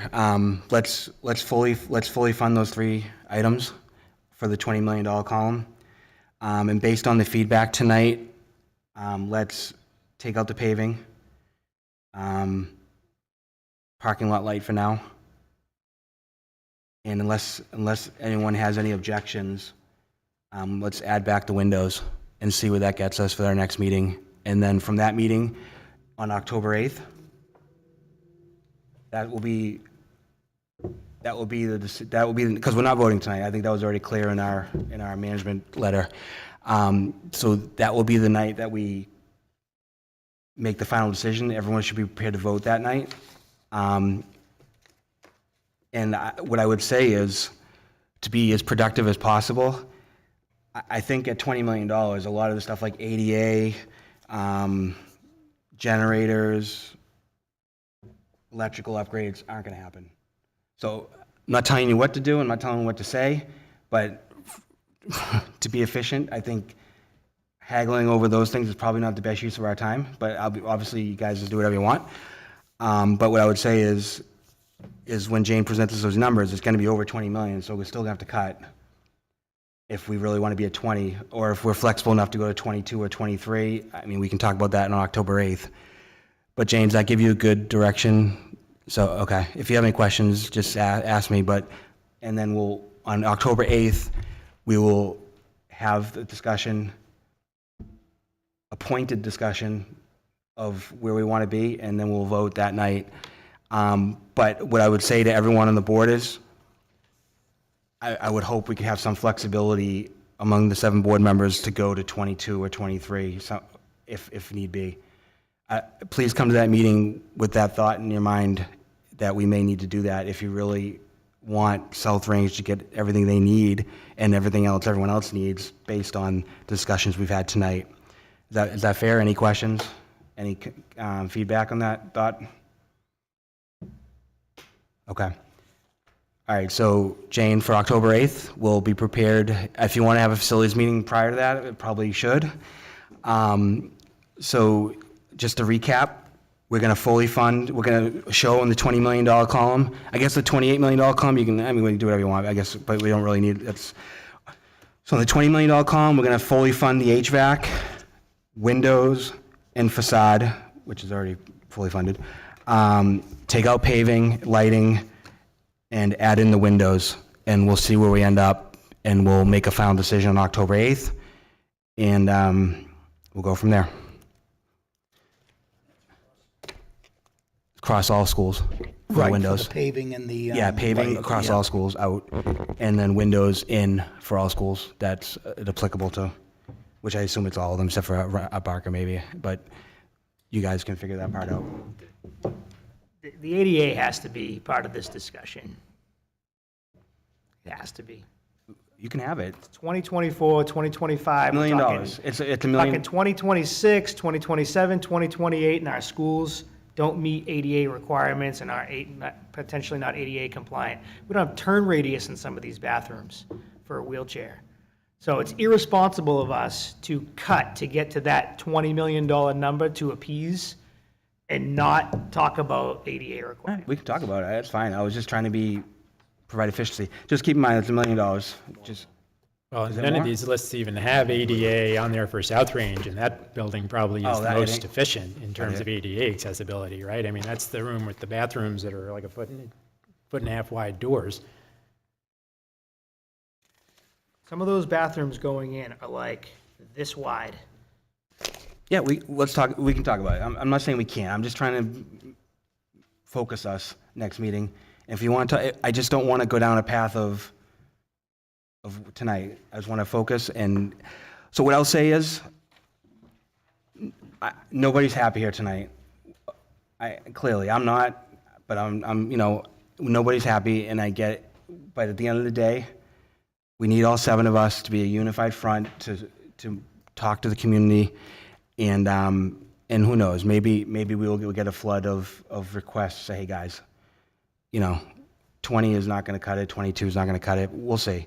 But I guess at the end of the day, when you have when you try to get 7 people to agree on something, somebody's going to leave the table unhappy. I'm not telling you guys anything you don't know. So we'll see what October 8th looks like. And like I said, the expectation is we'll finalize that and we'll move forward with that final number. Thank you guys for all their feedback, and appreciate the, I don't know if concession is the right word, but we appreciate pulling us together and trying to move forward. So thank you. Any final comments before we move on? Find my thing here. All right, so we got Mrs. Carpentino, curriculum update. I'm happy to welcome Kim Carpentino here to talk a little bit about her role. I'll let her introduce herself and kind of share a bit of her background, because I think it's really important to understanding the work that Kim is doing. While she's kind of getting set up, but just as a reminder, we created this position, the coordinator of student safety, last year out of grant funds. So this position is funded through our Title IV grant. And Title IV money is federal money, and it really is to provide, the grant provides for 3 things. So all spending for Title IV needs to be in one of these 3 buckets: either well-rounded education, effective use of technology, or safe and healthy schools. And so obviously this project is primarily focused on safe and healthy schools. It's very much aligned with the missions of Title IV. And I'll turn it over to Kim to tell you all a little bit about what she's doing. Hi.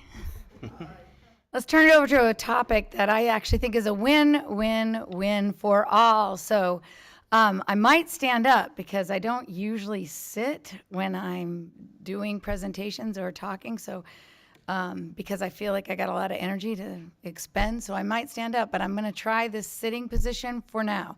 So my name is Kim Carpentino. I am the coordinator. Let's see if I wrote my title. I didn't write my title up there, did I? Yeah, I did. Coordinator of Student Safety. I've been saying Director of Student Safety, but I have to get used to saying Coordinator of Student Safety. And I'm going to talk tonight about the Coordinator of Student Safety and the Student Success Centers. So just a little bit of background for me, or about me, for my qualifications. Before I ever came to Derry, so 19 years ago, I worked in Hudson School District. I've only worked in 2 school districts, Hudson School District and here. Love both of them.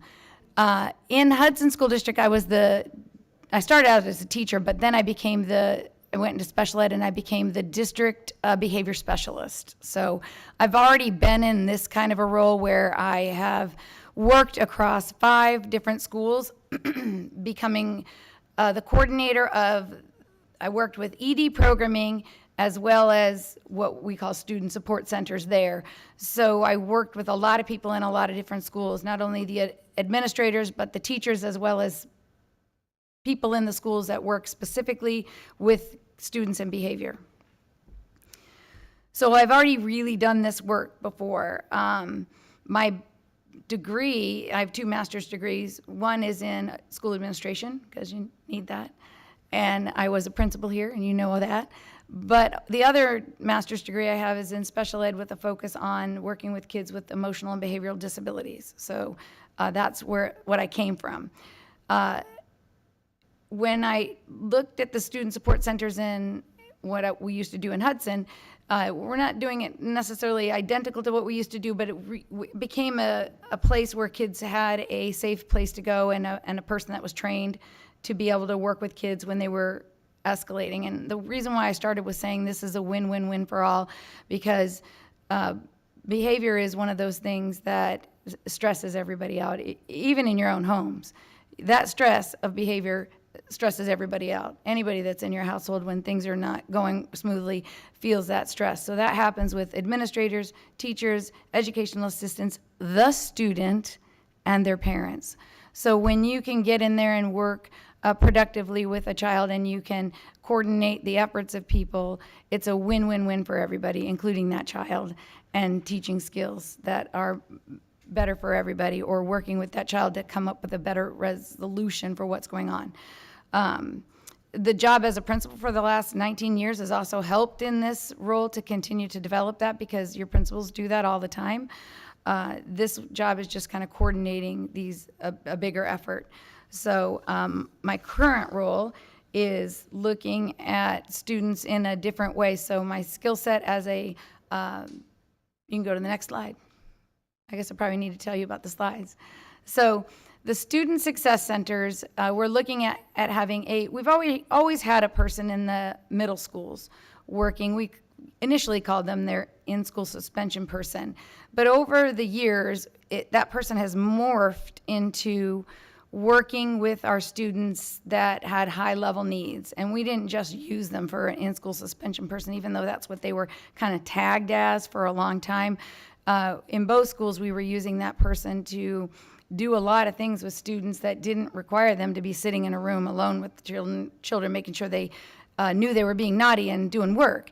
They were doing things productively before students were getting into adverse situations or a little bit of trouble with students, and that was really important. So we realized the magnitude of what a person could do when we had the right person in the right job. So we're using that model as well at the elementary schools and trying to get people into the elementary schools to do some of the same things, because the difference of behavior that happens at an elementary school and a middle school are very different.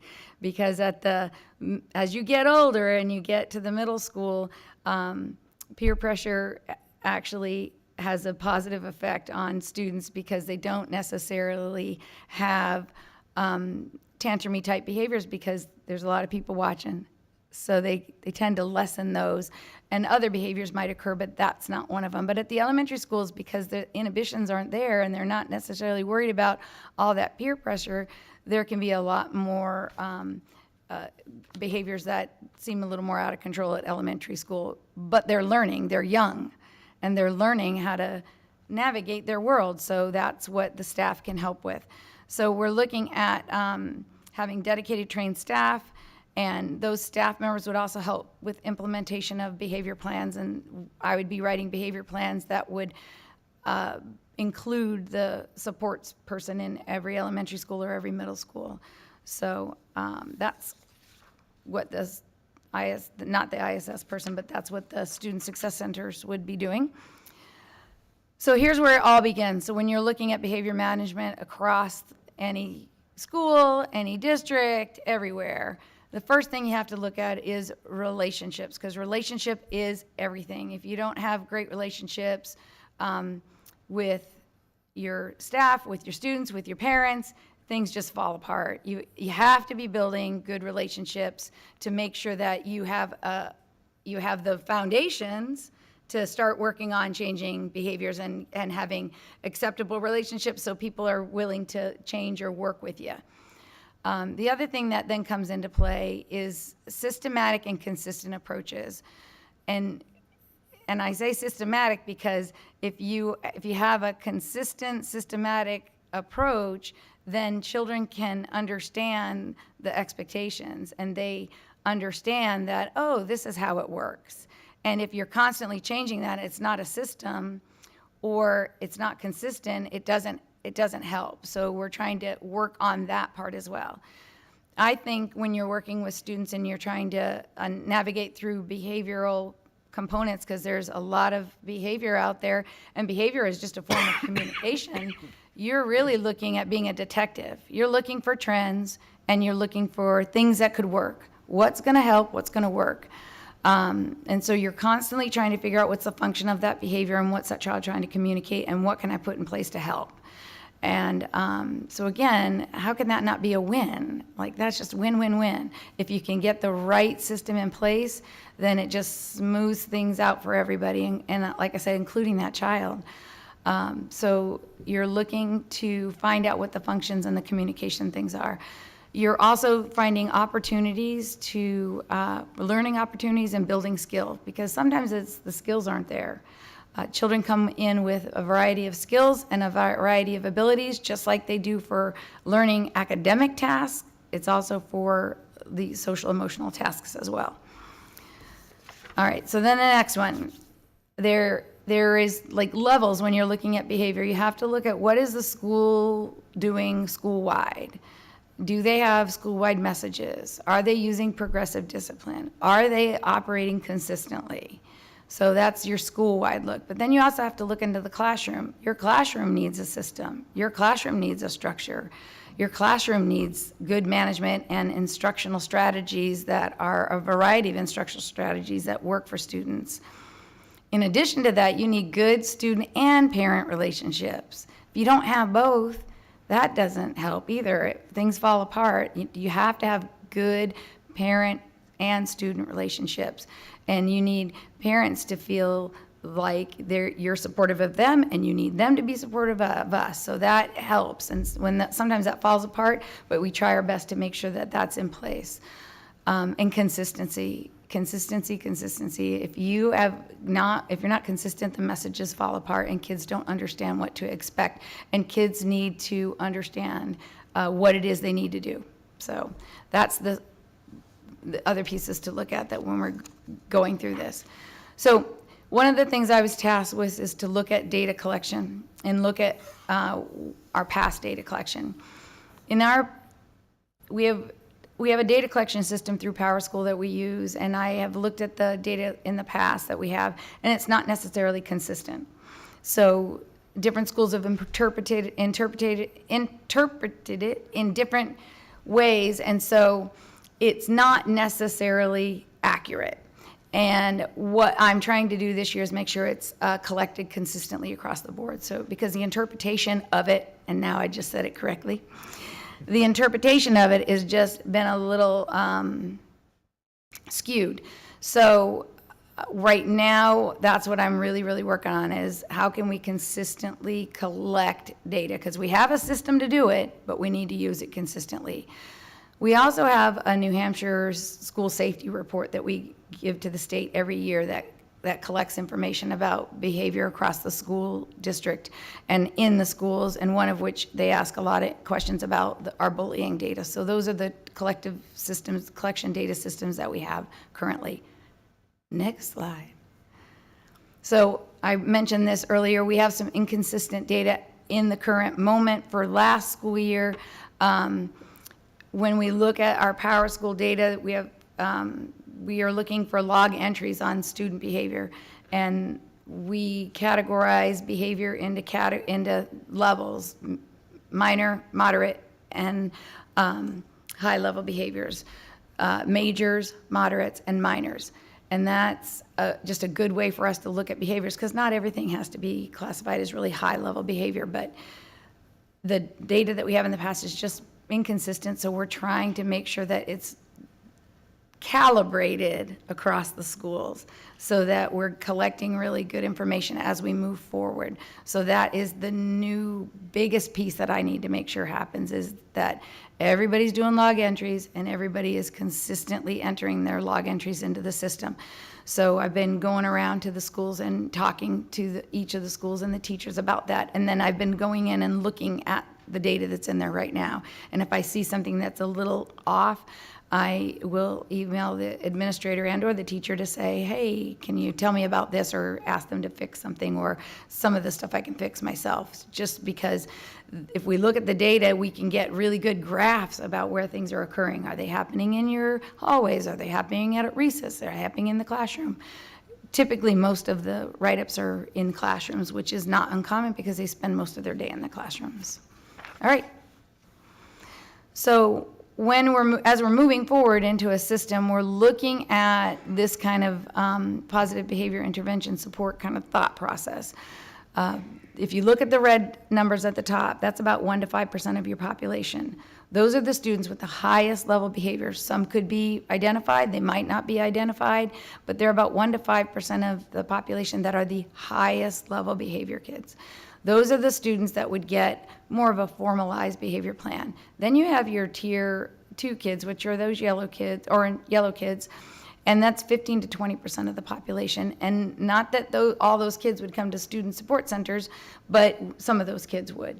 We actually talked a little bit today at West Running Brook about having another color in there, orange, because we really feel like some of those yellow kids could really just be worked with by the school administration. And then some of those kids would be orange, and they could be worked with by the student support teams in the schools, or student success teams in the schools. Everybody else is green, and they do fine with the teachers' implementation of all of the things that the teacher does and all of the things that the schools already are doing. So when you look at the levels, these are the tiers. And I talked a little bit about this earlier, this is the green tier. This is where most kids get their level of understanding, so this kind of covers everybody.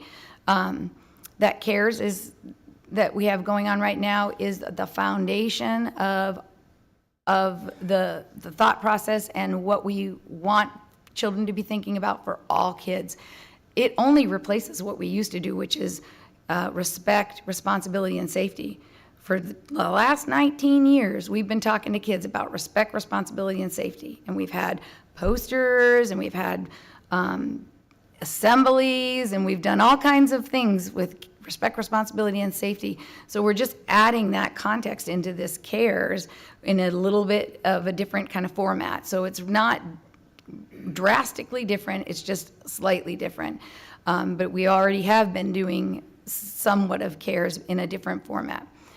It's doing your school-wide announcements and your assemblies, those kinds of things that your administration does to make sure that they're giving your foundation to everybody.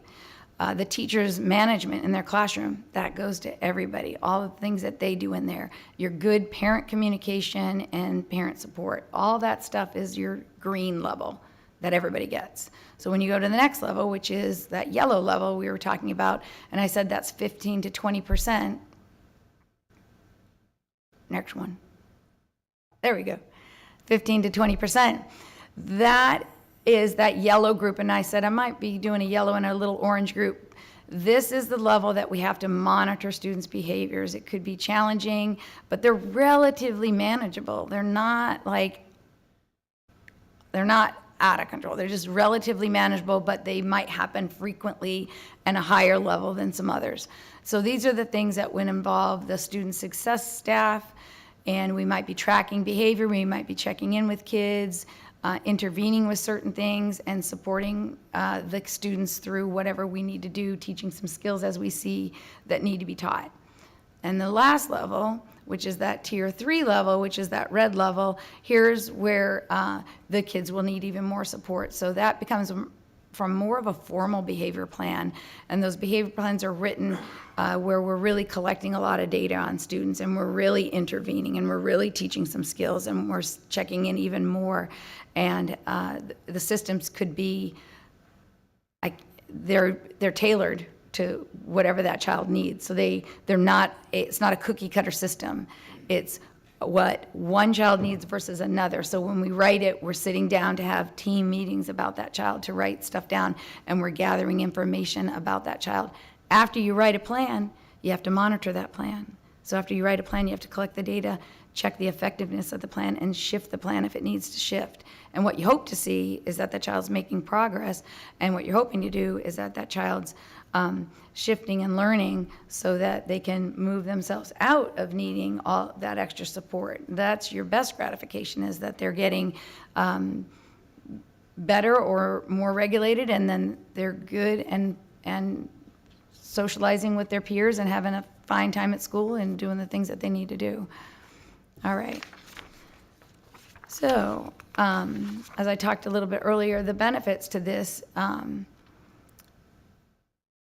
progress, oh, I haven't looked at this one in a little bit, so let me just give me a second while I get to that page. The staff that we have are, the reason why we want to really do this is the staff, first of all, would be dedicated to students and their behavior, their social behavior needs. One of the things that I feel like is beneficial is that as school administrators, and having been one, and I could try to get to all of this in a school day, but I can't do it really thoroughly. But if we can have dedicated people to do this, we can cover even more ground, and we can be even more supportive to not only the administration, but the teachers and those students and their parents. And as I said before, it's just a win-win for everybody. You are trying to reinforce those pro-social skills so that the child can be successful in school, because the more successful they are, even at the youngest ages, the better off they're going to be as they grow up. We want to be producing students that will graduate from school. We want to produce students that will have jobs and do the things that they want to do when they get older. So these are all starts for them. And working, if you work, relationships really, I can't stress enough about how much relationships are so important to kids. And the stress of, and like I said earlier, I said this at the beginning, the stress that you feel at your house when things are not going well is the stress that everybody can feel in a school as well. It's not different, it's the same. It's just in the school versus in your house. And so we're trying to make sure that if we can get in there, be productive, be effective, that it brings everybody's stress just a little bit more down. And then if everybody's stress comes down, everybody's far more productive. Students are more productive, teachers are more productive, everybody's more productive. So that's it. So if you have any questions or comments. Thanks, Kim. This is really, it's great, and I have a lot of hope for it. So I have a couple of questions. One, how does this fit into the bullying protocols and reports that we have to do?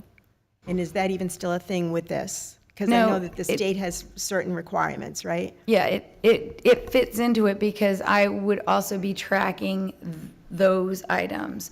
So I've already been able to see the reports from last year. I see myself up there now.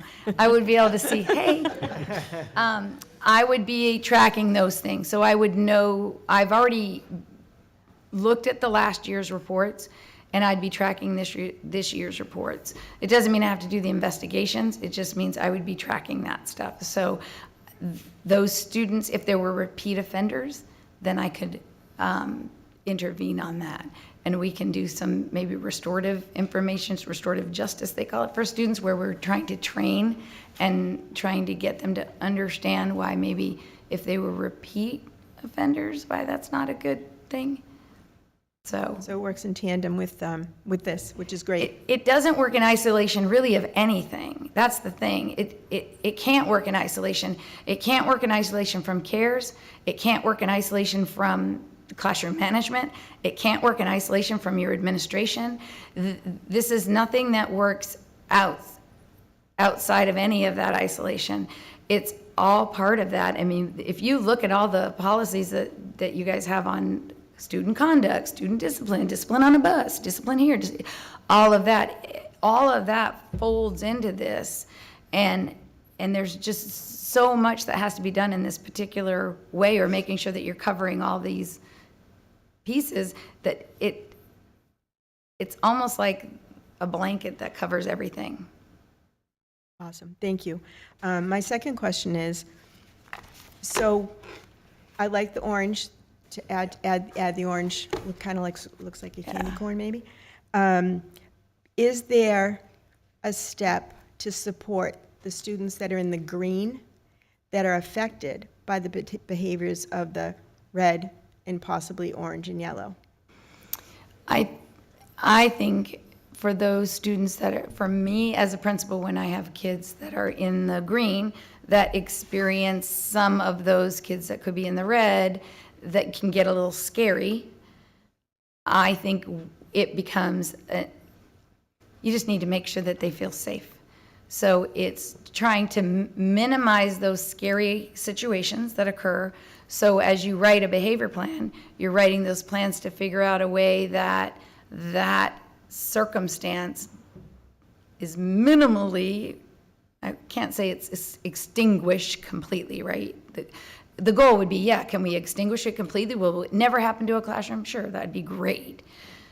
Can we guarantee that? Not necessarily, but can we try to minimize that? Yeah. Can we try to figure out when is that happening? Why is that happening? And what can we do to intervene before that happens? Absolutely.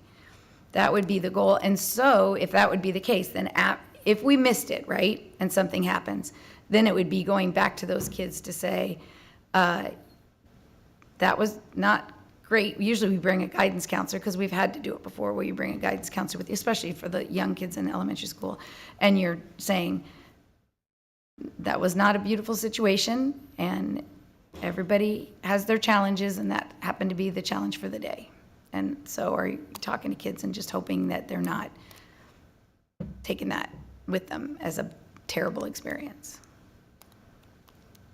Awesome. I would love it if there was, if I'm not telling you how to do your job, but I hear a lot from parents of kids who potentially are in the green and are upset and I understand that people in the school are dealing with what they have to deal with right away.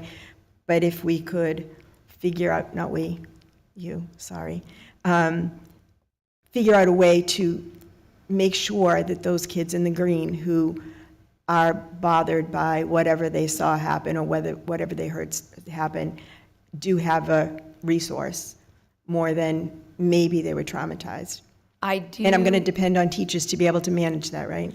And I think there are some times it would be great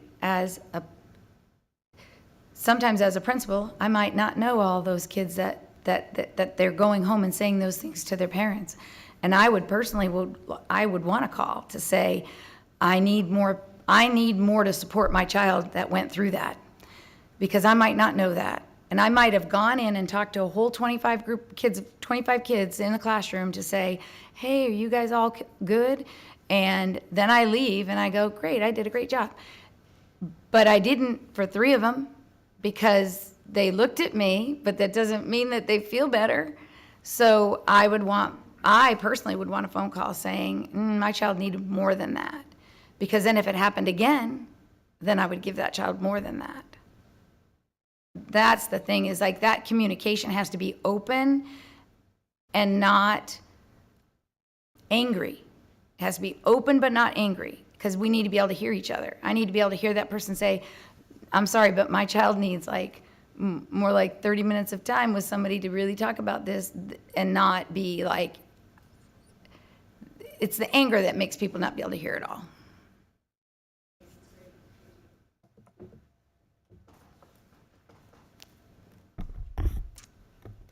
What does the communication look like for families where students are placed in either the yellow or the red?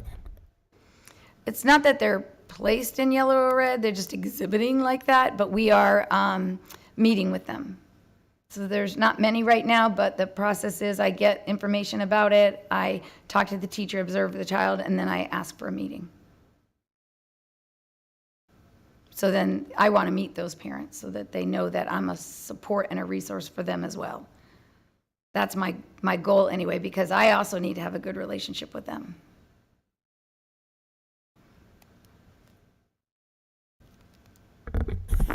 Couple of things I want to stress. If you didn't hear the word consistency enough in this presentation, Kim is developing a system which is what we really need and is going to make us a lot more proactive, just like she did as principal over at Gilbert H. Hood, and I know over at East Area as well.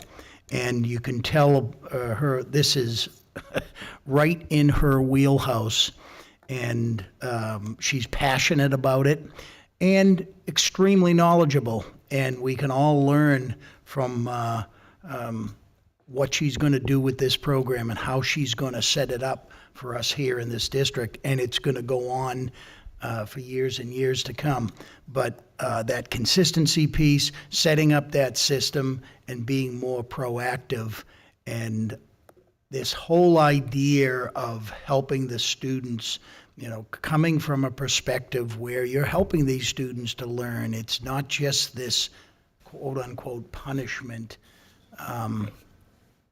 is just fantastic. And I think all of our students and our staff are going to benefit from this. That's the goal. I just wanted to say, sorry we didn't let you go first. That's okay. You're still here at almost 9 p.m. But I don't really have a question. You were so thorough as you typically are. But, one of the things that we hear a lot, from people around the district is, what are we doing to address behavioral problems, bullying? How are we supporting students, communicating with families in that term? And it sounds like, what you're doing here is making, massive targeted progress toward having, a district-wide system across all of the schools that uses data. And, I think that, what you're doing and the community hearing about what you're doing is, going to go a long way toward addressing a lot of those concerns. And, as we often hear, we especially did, during the last budget season of, what do administrators do and why do we need them? And, I think, a good administrator is going to put systems in place that make the lives of teachers, staff, students, families easier, knowing that there's a system in place to deal, with the issues that your position is dealing with. There are people that are supporting that system. I think that's, like you said, take a lot of stress off of people downstream, your teachers, your support staff, your families. So, I think that, what you're doing in your new position, what Mitch is doing in his new position, I think that I can't say enough about how important the work that both of you are doing is. Thanks. At the risk of extending this conversation, I wanted to pick up on something you said, Michael, and something that Kim didn't say, which I think is really telling because we've known each other a long time.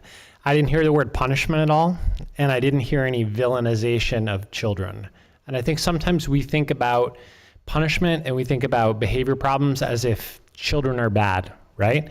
And that's not at all how you approach this, because Kim's job is really about providing skills and structures and supports for kids so they can make better decisions, so they can learn to regulate their behaviors. And we don't have bad kids in our schools. We do have kids that struggle with some behavioral sort of things, and that's why we've taken this approach. Even the fact that, like, when we started together, it was called in-school suspension, because we've sort of approached it as from a deficit model, like, let's just put these kids in a room and get them away from everybody else. But that's not productive. That doesn't solve the problem. This is a proactive, productive approach to trying to support kids and families, which I think is exactly what we need. So I just want to applaud you, Kim, for that work. Thank you.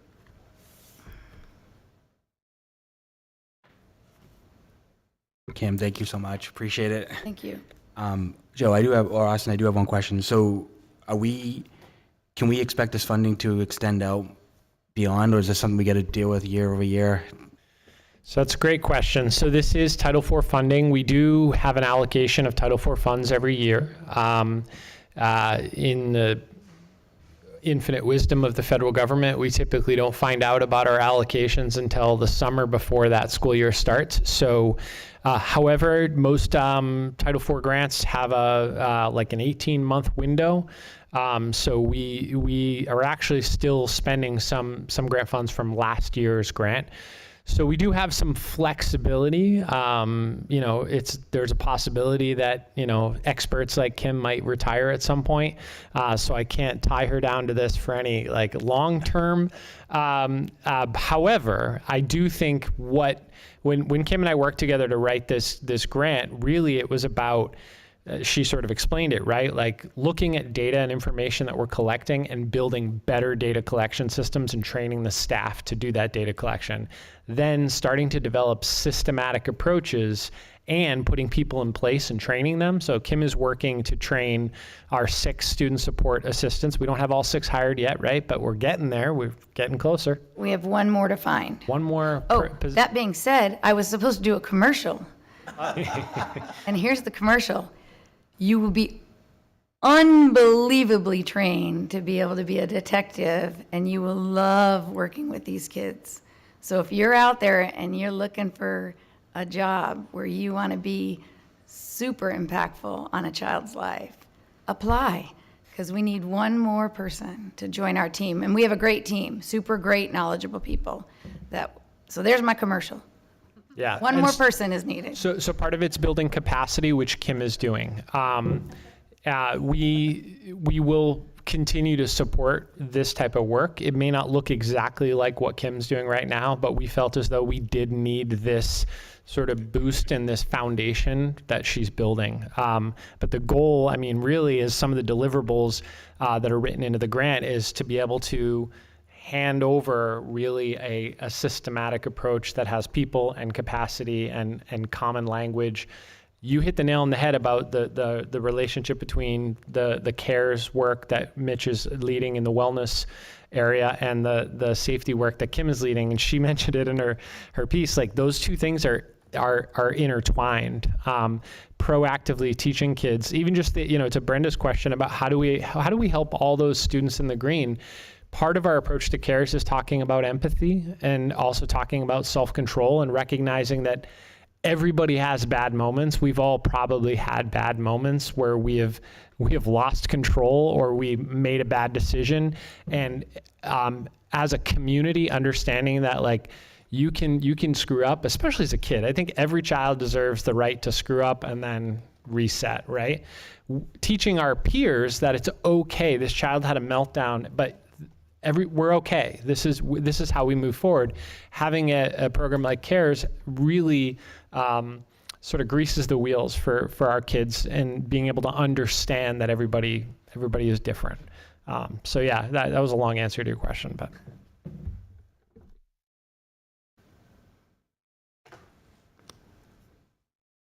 All right, thank you so much. Thank you.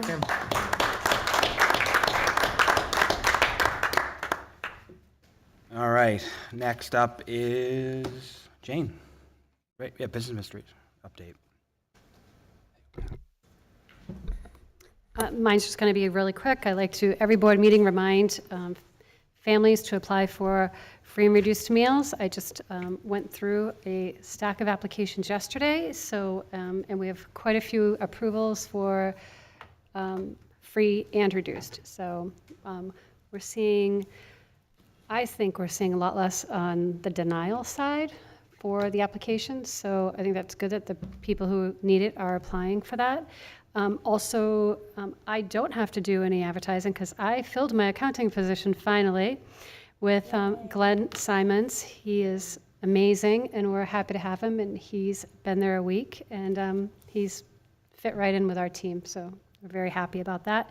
And I am working on completing the DOE 25, which is it's a 25-page summary and additional supplemental pages of the financials from the 23-24 year, which we have to submit. We got an extension until October 1.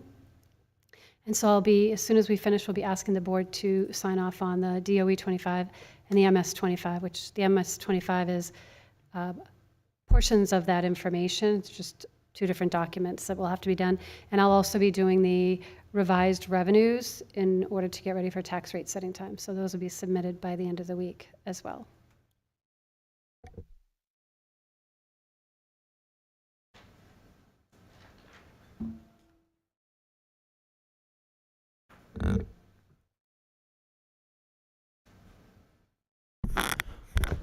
Okay, thank you, Jane.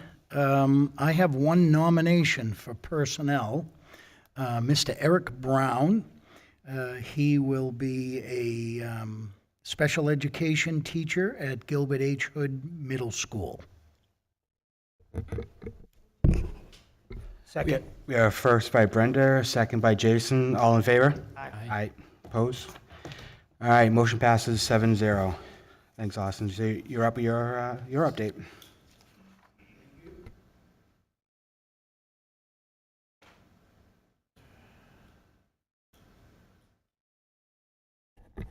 Thank you. All right, during the month of September, schools held their open house events. I hope you were able to attend to get a firsthand look at the wonderful things happening here in the Derry Cooperative School District at each of our schools. Principals were very pleased with the large number of families who attended, and each one of them said they received many positive comments from both families and students. This has been an even more exciting opening to the school year than normal. I am so happy to have all our staff in the buildings teaching and supporting the teaching process, and all of our students in the classroom learning. Hopefully by now, community members are aware of the many facility renovations that are necessary to fix aging and poorly constructed buildings. I believe we talked about that for a moment or two during this meeting. Rightfully so, some have asked what is to prevent this same problem from occurring when we build new and renovate existing facilities. This is a great question that I believe the school board has answered. For example, all roofing repairs, Jane mentioned this earlier on, are being overseen by ARM consultants who do not do the installation but are responsible to the Derry Cooperative School District for the jobs being done right. This summer, a section of roof was installed incorrectly. They had the installer remove the roofing material, reinstall that section correctly, which will save this district from possibly having to replace this section of roof long before the warranty expires. Another example of doing things right the first time is the new playground at the West Running Brook Intermediate School. I'm going to talk about this over the next couple of minutes here and in my last segment, and Dr. Dancy has collected a few pictures that he will show up on the screen when he gets a chance. But this is another example of doing things right. One of the support poles was cut incorrectly by the manufacturer. The workers assembling the playground indicated they could cut new holes, but that support pole would no longer be up to the manufacturer's precise specifications. Therefore, we decided to delay the opening of the new playground by almost 3 weeks to wait to receive another properly cut support pole. It was better to delay the opening now than to have an improperly designed support pole for decades to come. The school board members, SAU administrators, and the maintenance staff are committed to doing things right the first time with all the necessary checks and balances in place. Speaking of the West Running Brook Intermediate School Playground, 1 week ago today, we held a grand opening event. If you have not had the chance to see this beautiful playground in person, as I said, you can look up on the screen, and Dr. Dancy has some pictures that he got from Jonathan Harding, our media director.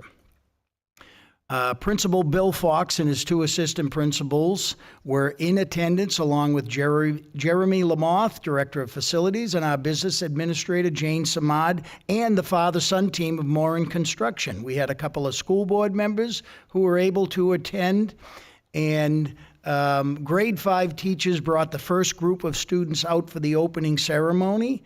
And as you can see here in these wonderful pictures, they are really enjoying foursquare, the basketball court, and the playground. And there I am, evidently struggling to cut the ribbon. I must admit, when I first heard that we needed a playground at West Running Brook for 5th and 6th graders, I said, 5th and 6th graders don't need a playground. I was wrong. They are so enthralled to have this. They were so excited to be there for the grand opening, and it is packed every single recess that's out there. So we all learn new things, and this is part of the research that Joe and Kim did when they were looking at what the makeup of the 5th and 6th grade was going to be over at West Running Brook, and they were right on the money. And this is a fantastic facility. I hope you get a chance to cruise through West Running Brook at some point and take a look at it. And now West Running Brook School intermediate students will have this all available to them for decades to come. Thank you.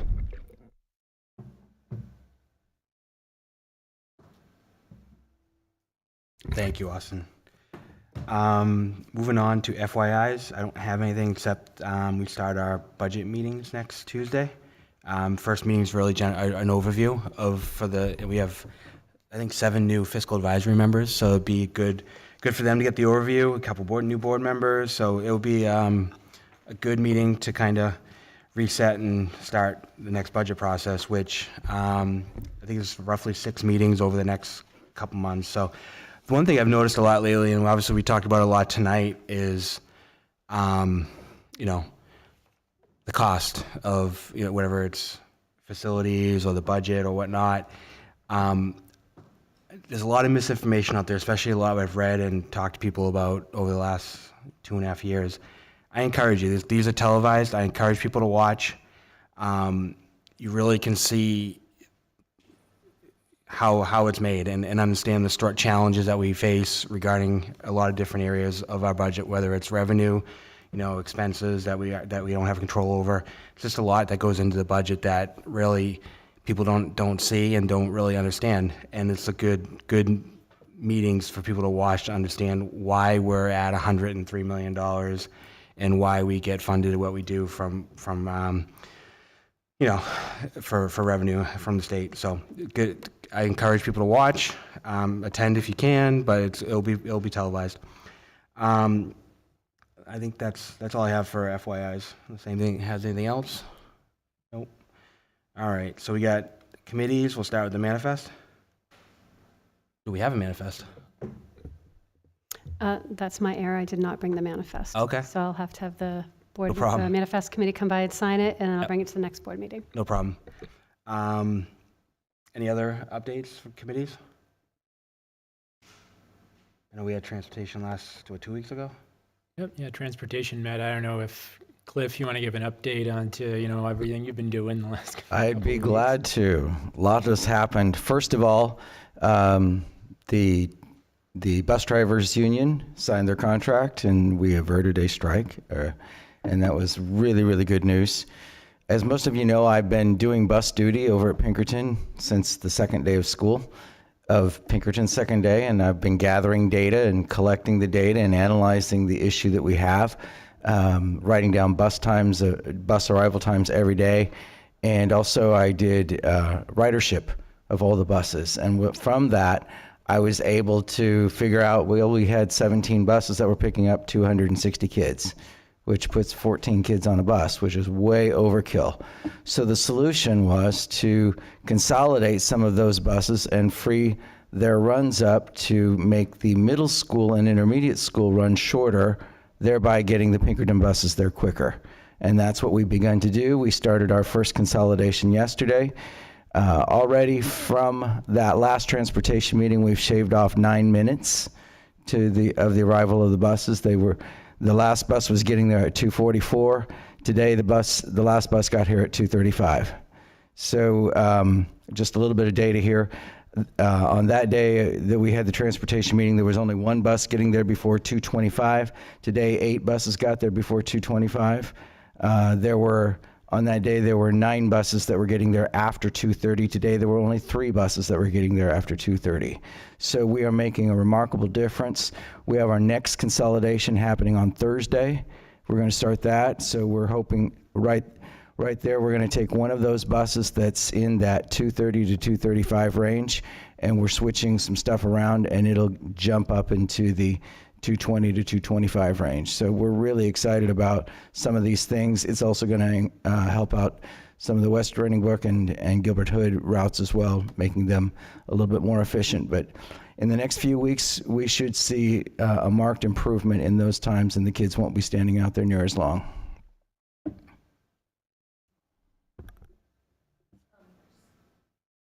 Question about the mornings, actually. When I looked at the Pinkerton routes that were updated, we have students getting picked up as early as 5:58. They're getting dropped off at 6:35, and classes don't start till 7:15. Is there any feedback from families about any of that? I've not heard any.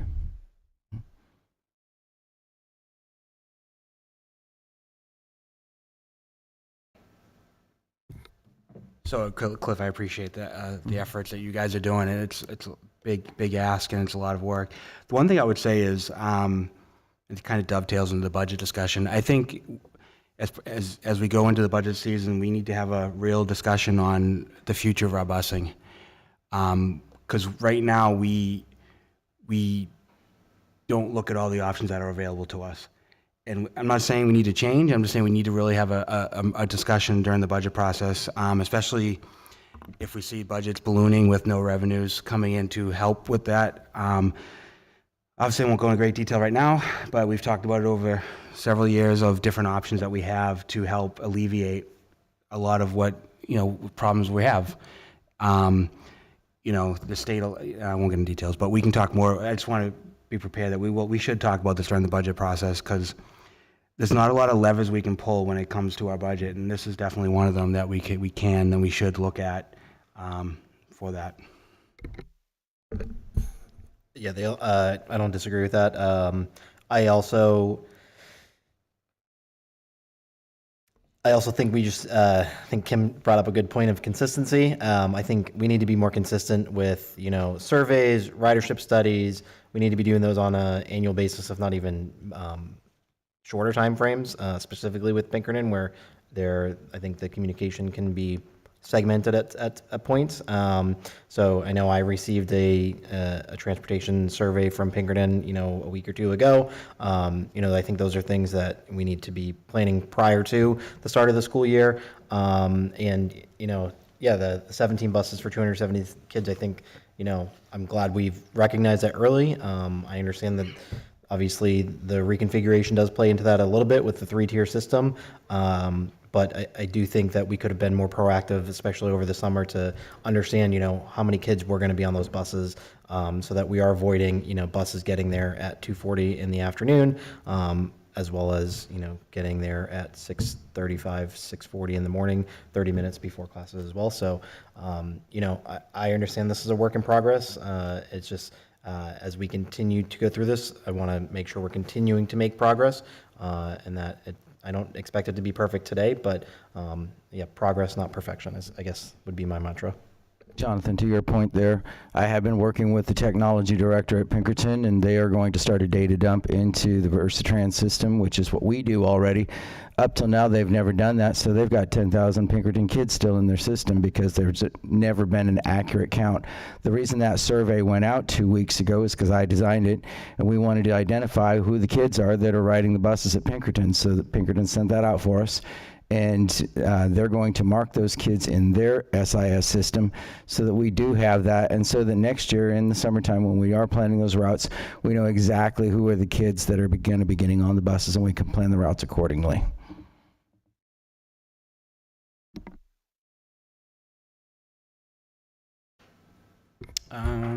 Was there any other committees? We met facilities. Obviously, we had a lengthy discussion tonight. Can't think of anything else. No? Okay. Any other business? No? Okay. I will take a motion to adjourn. First by Jonathan, second by Jason. All in favor? Aye. Aye. right, motion passes 7-0. Have a great night.